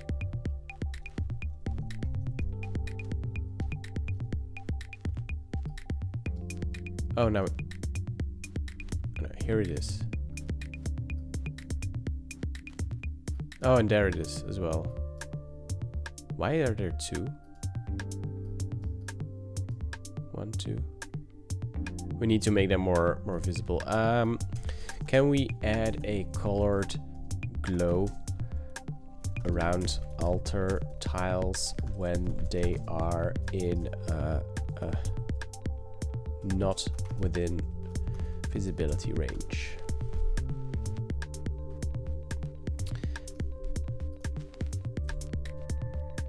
I think that will help, because they're just...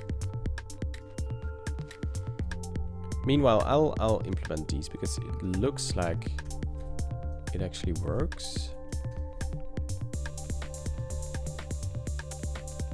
There it is. It did too. You know why? I forgot my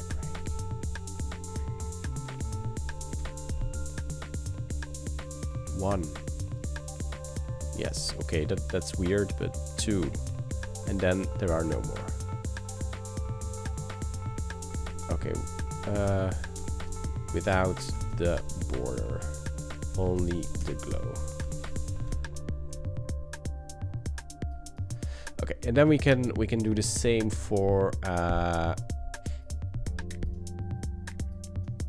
mana and stability.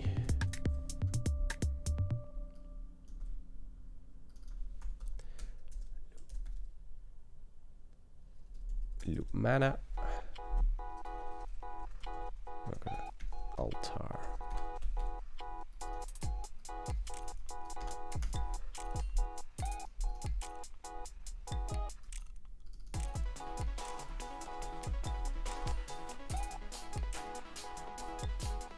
Oh, locate chart. No, that's the wrong one. That's another thing we still need to implement. Loop stability. Let's see. The controller, please. Yes. You locate mana and stability.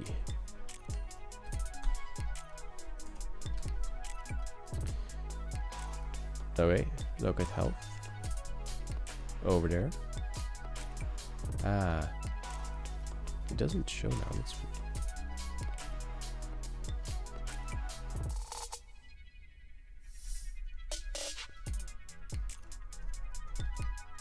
I would say that this is far enough.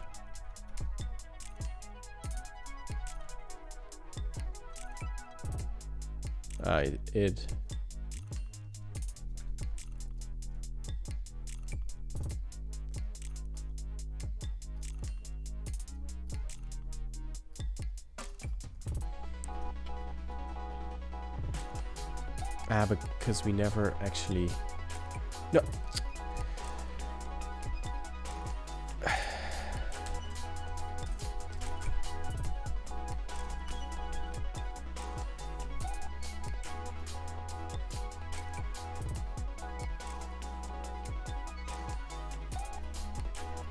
Okay, let's see.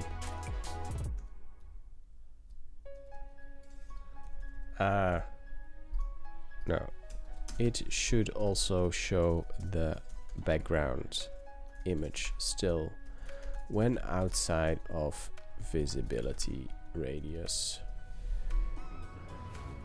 AI.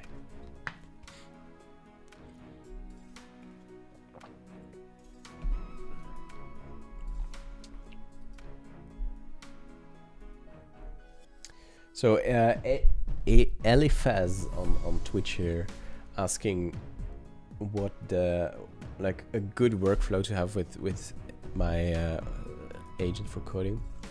So I was talking a little bit about this earlier. Why?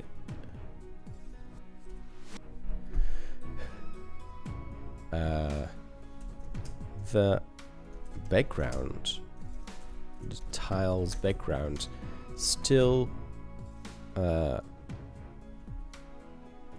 is still gone when outside of visibility radius.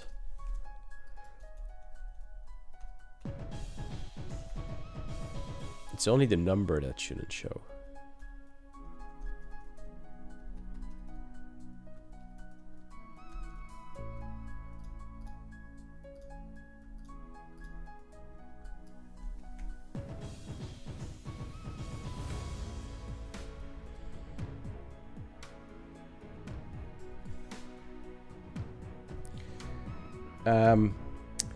Yeah, so workflow for AI. I was just talking about this earlier, how I personally like to stay in control. And I mean, it's super useful here. It's doing a lot of work for me. And like I said before, in my case, I'm not really experienced enough with the front end stuff. So for me, this is a...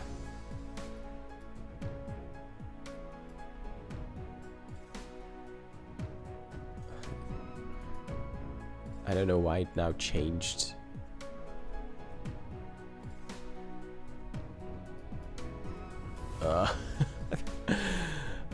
But it should still... Okay, but it should still have the dark overlay as well when outside of visibility radius.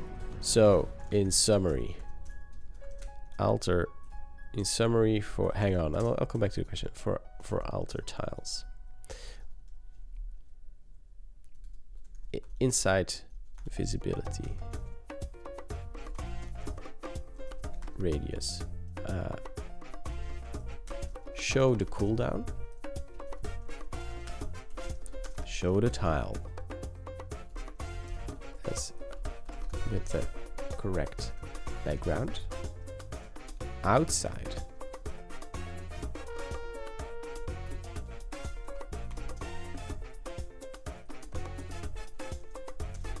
No, I'm not gonna write this because it's gonna confuse it even more, I think. Go. You just, I was saying you just need to stay in control, basically. You need to know what you're doing, I find. And then it's really helpful. If you don't know what you're doing, I find it gets pretty frustrating for me. Okay.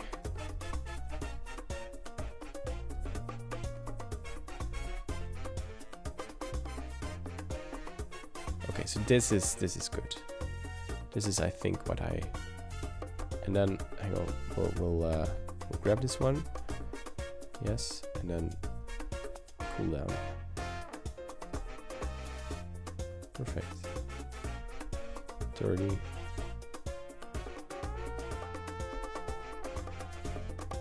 And it's back. Boom. Cool. We made it.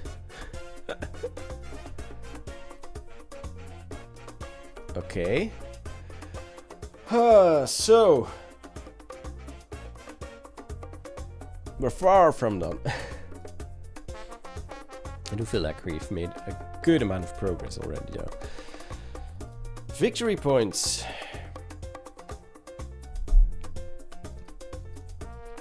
Yeah. So victory points are actually the thing that determines when people, how, like the leaderboard. And victory points can be found in the dungeon at random. Oh, there are many traps here, though.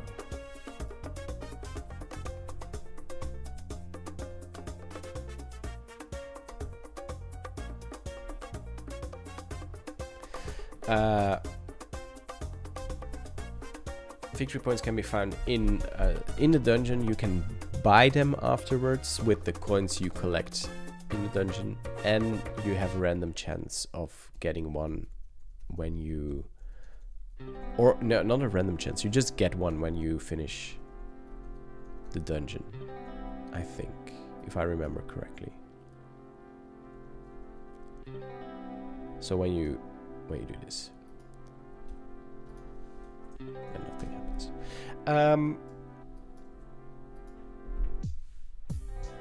So the dungeon itself needs a counter for victory points, and that's like the other part with the car where you can buy them afterwards. That's for I still need to write all of that code. The card shop is what I call it. Let's see how this worked.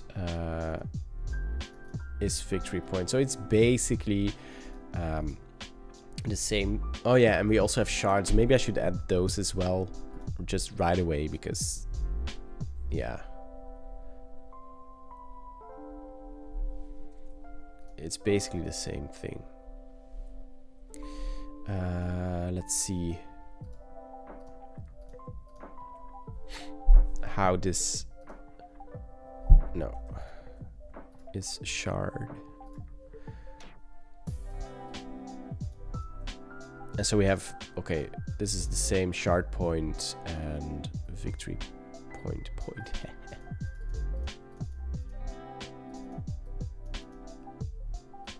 Okay, so I basically need to do the same logic, and I'm going to duplicate it because I feel for now it's just too early to try and optimize it, especially because I have these test files that I want to copy over with as little changes as possible, and then I can properly refactor.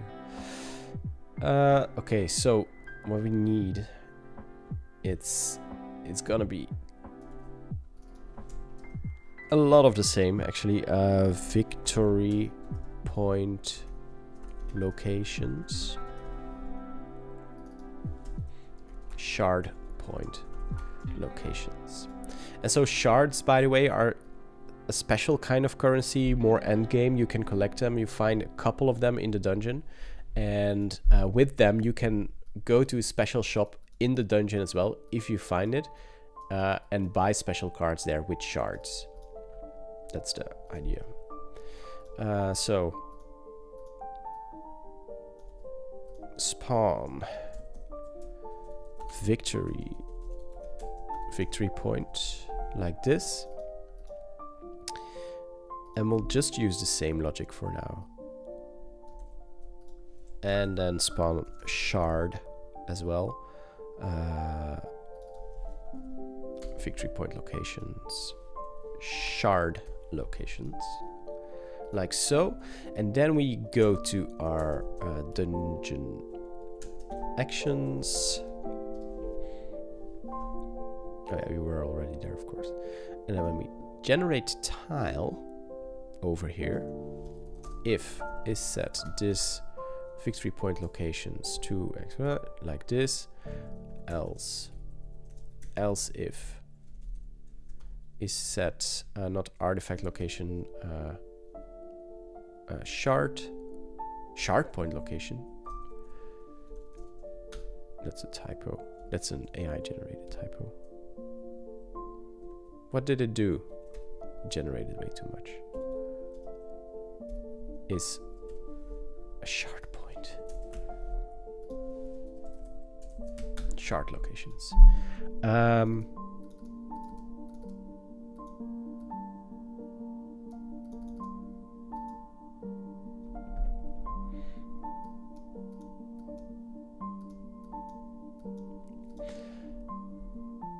Yeah.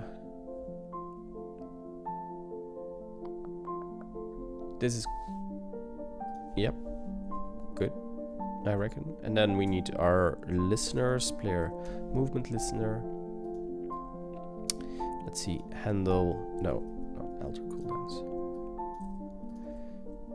Check for shards is shard. Otherwise, we'll say tile shard collected equals true. Also, if tile is shard collected, will return, because you can only collect it once. Is shard collected is true. We'll update the dungeon and then not do anything for now. But we also need to this dungeon increase shards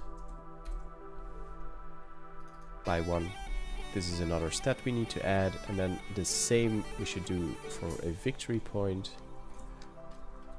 Victory point is victory point collected is victory point is true, a victory point collected.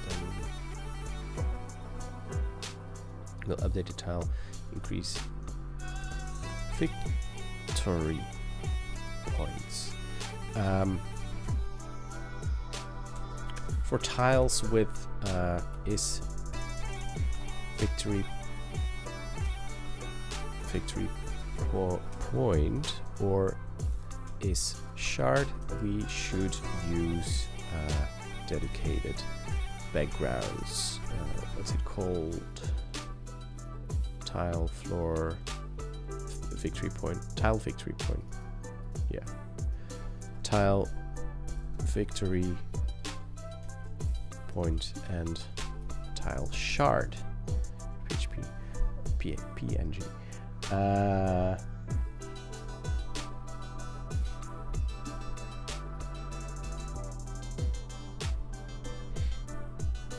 Tile victory point, tile shard. I want to say keep in mind visibility radius rules. Now I'm not going to mention it because it should just be the default, please. Okay, then we need 2 more stats here, which we don't have yet. Victory points and health. No, health.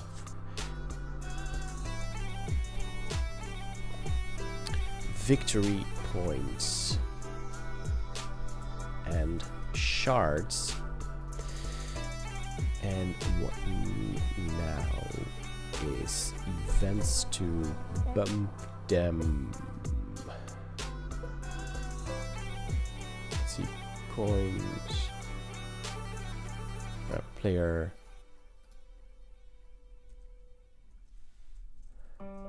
player player shards increased. Shards increased, and then the same for victory points.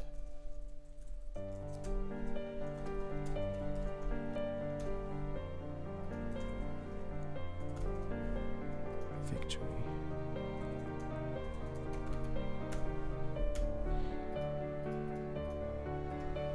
Add 2 more stats in the top notch. Shards and victory points. I'm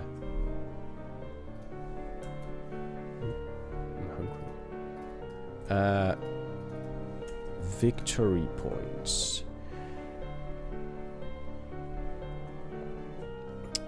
They don't have a max value. Apart from that, there are also 2 new events to listen to.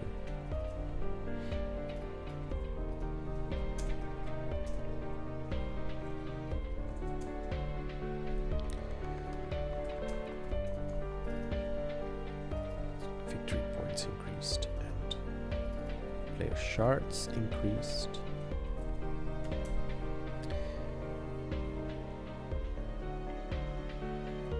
Yes, and then I need to add them to my 2 array in the dungeon.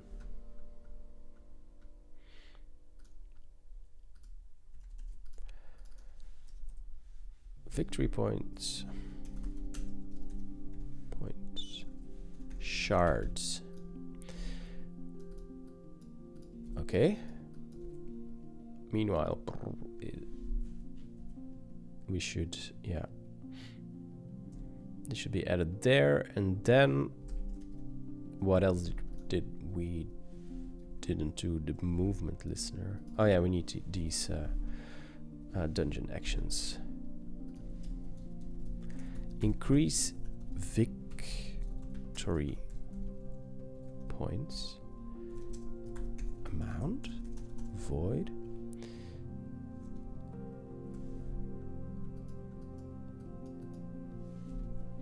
This is just simple new victory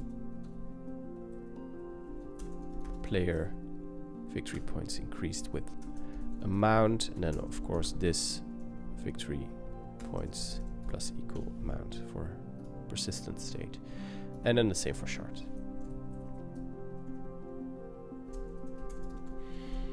Shards.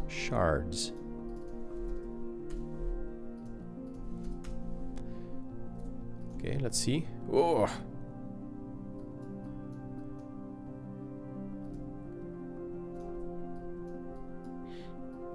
We need to make this UI a bit better, but yeah. Okay, let's go to our dungeon controller. Let's say dungeon spawn victory point, new point 5 and spawn shard new point 5 6. Okay, let's see 5.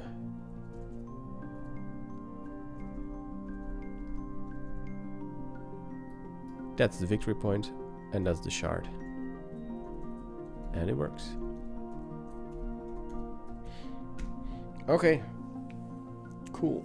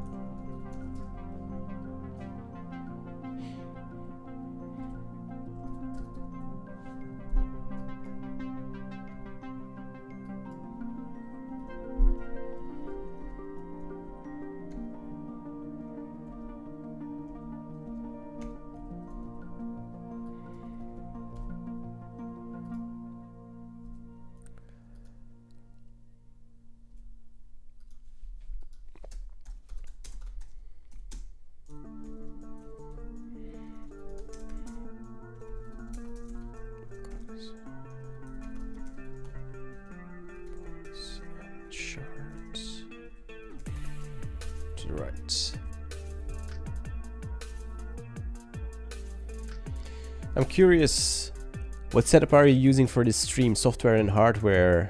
I'm using OBS, and I'm just doing this on my Mac Mini, M4, I think. M3, M4, I don't even remember. M4.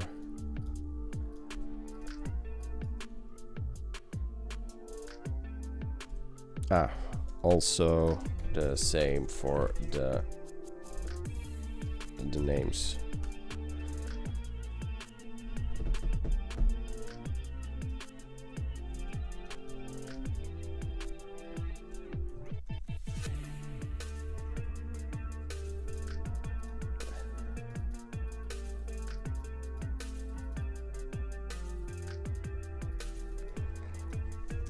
I meant align the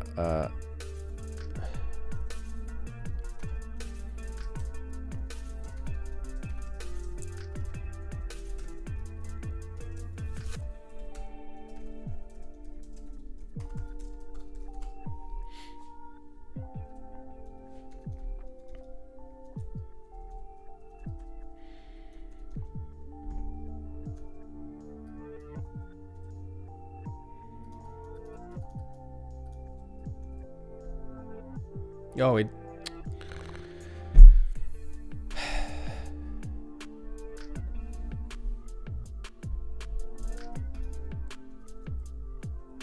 And now align this one to.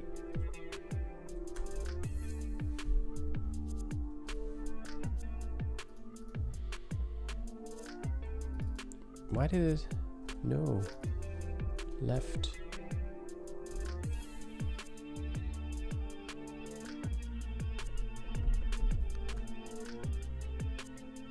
And now, oh.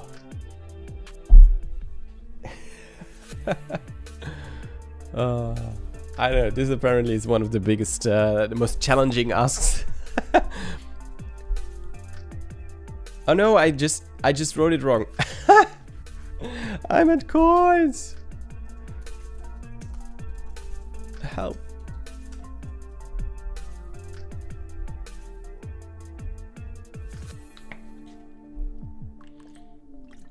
The health is larger than 100. Yeah, that's just because I have cheat mode enabled.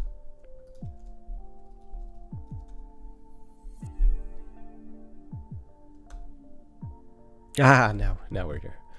So again, it was totally my fault, not AI's. Which is a good example of like how important it is to know what you're asking, because the thing will just do what you ask.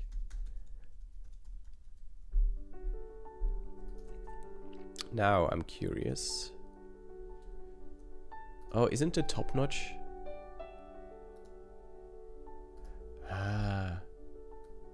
It's part of the canvas, the top notch.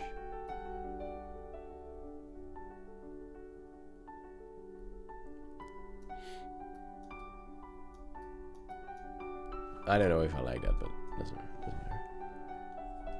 Cheater. Otherwise, testing would be really hard, you know?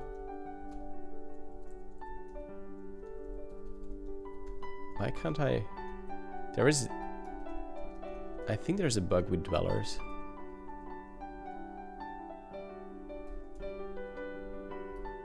Where they don't get updated. I noticed that when a dweller despawns, it remains on the board until I refresh. A dweller is these enemies, they are enemies, and if you run into them, they damage you, and then 1 to 3 new ones will spawn somewhere else on the map. So it's basically a way to make the game harder over time, and there are cards you can use to deal with them, but yeah, it's one of these things that help you not stay in the dungeon indefinitely, right? You want to be able to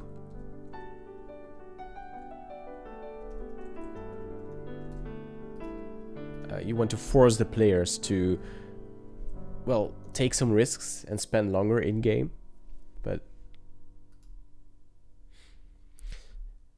yeah, they move on their own. They move sometimes with every player move, depending on a number of requirements. But you only see them within the visibility of the player, unless you have the, let me show you the beacon card.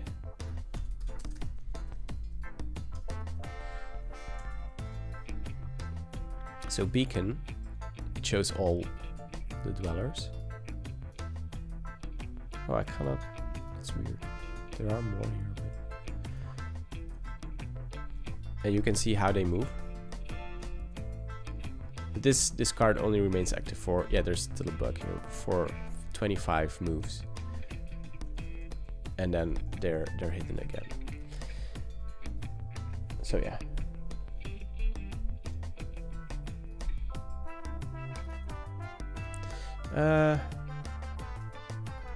Let's actually test this with beacon.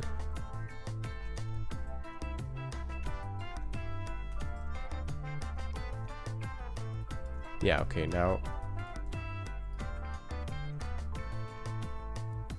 it actually works. The dweller gets removed. Go over here. Its pathfinding is not really great. I did get, let me double check that actually. Yeah, okay, I did get damage here, and as you can see, over time, now more spawn, which is, which makes it harder. I should probably add a maximum limit to it though, I don't know.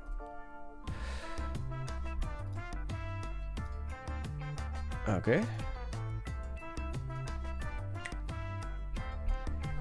So when are you deploying this for us to play? So what needs to happen still is a pretty big feature actually. So let's see, let's go through our cards here. These are all done. Emergency exit we implemented. Kill dweller is done. The locate ones. We need to implement locate shard and locate victory point, which work the same as the altars. We can do that in a second. And all the rest now are done. Okay, so these are the last two cards. After that, what's still missing now is the whole player part, actually, like deck management. Because this is only half of the game, right? This is where you go into the dungeon and you find treasure and you gain points, and then you get out. And once you get out, you go to some kind of shop, right? And this is the place where you can manage your deck. You can buy new cards after every successful game. You can choose which cards to add, and yeah, so that part still needs to be done. And that's actually a part that integrates, because I'm now building this on Stitcher, which is just, it's my blog, right? And I'm moving everything to Stitcher basically because it's easier. Instead of managing 10 projects, I just manage one project and I bump the server specs if I need to.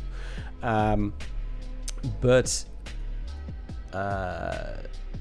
yeah, that whole part needs to be implemented, and that's going to require some HTMX for like the interface, because it doesn't need canvas stuff, but you do need to be able to select which cards you want in your deck.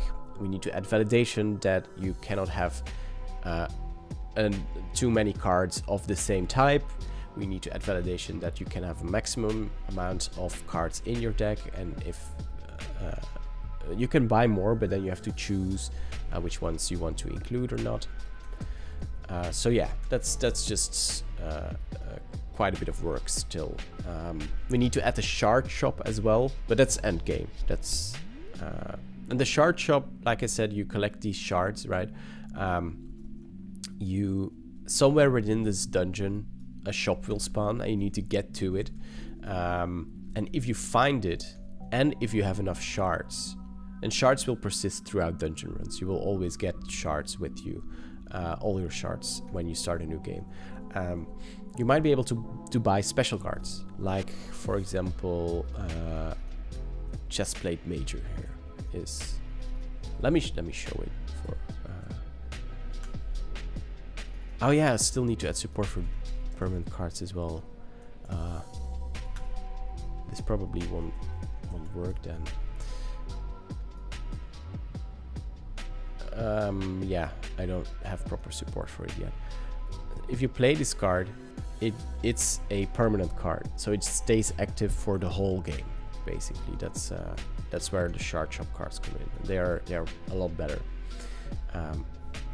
Another thing I'm also going to add is lakes, underground lakes, and there will be some cards to interact with them. And in the middle of the lake will be some kind of treasure, which will be cool as well. I just noticed we've been streaming for 3 hours. Wow. Okay. Time flies. So there is still quite a lot of work to be done. But I will continue. I'm actually going to take a break now.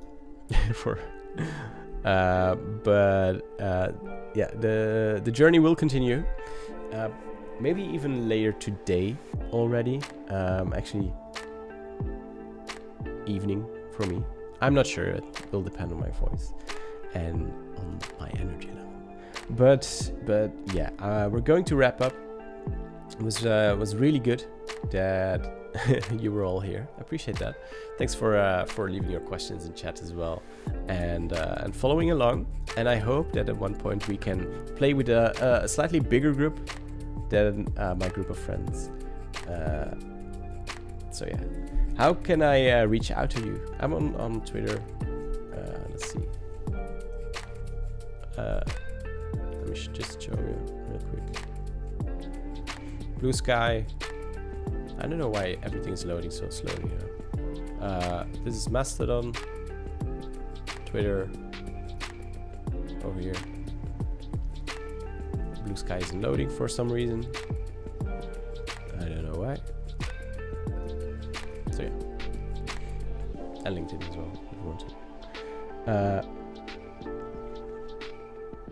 Okay, so thanks for watching, folks. And then I hope to see you in the next one. Maybe later today, this evening. I'm not sure. Maybe tomorrow. We'll see. I'll see you in the next one. Bye-bye.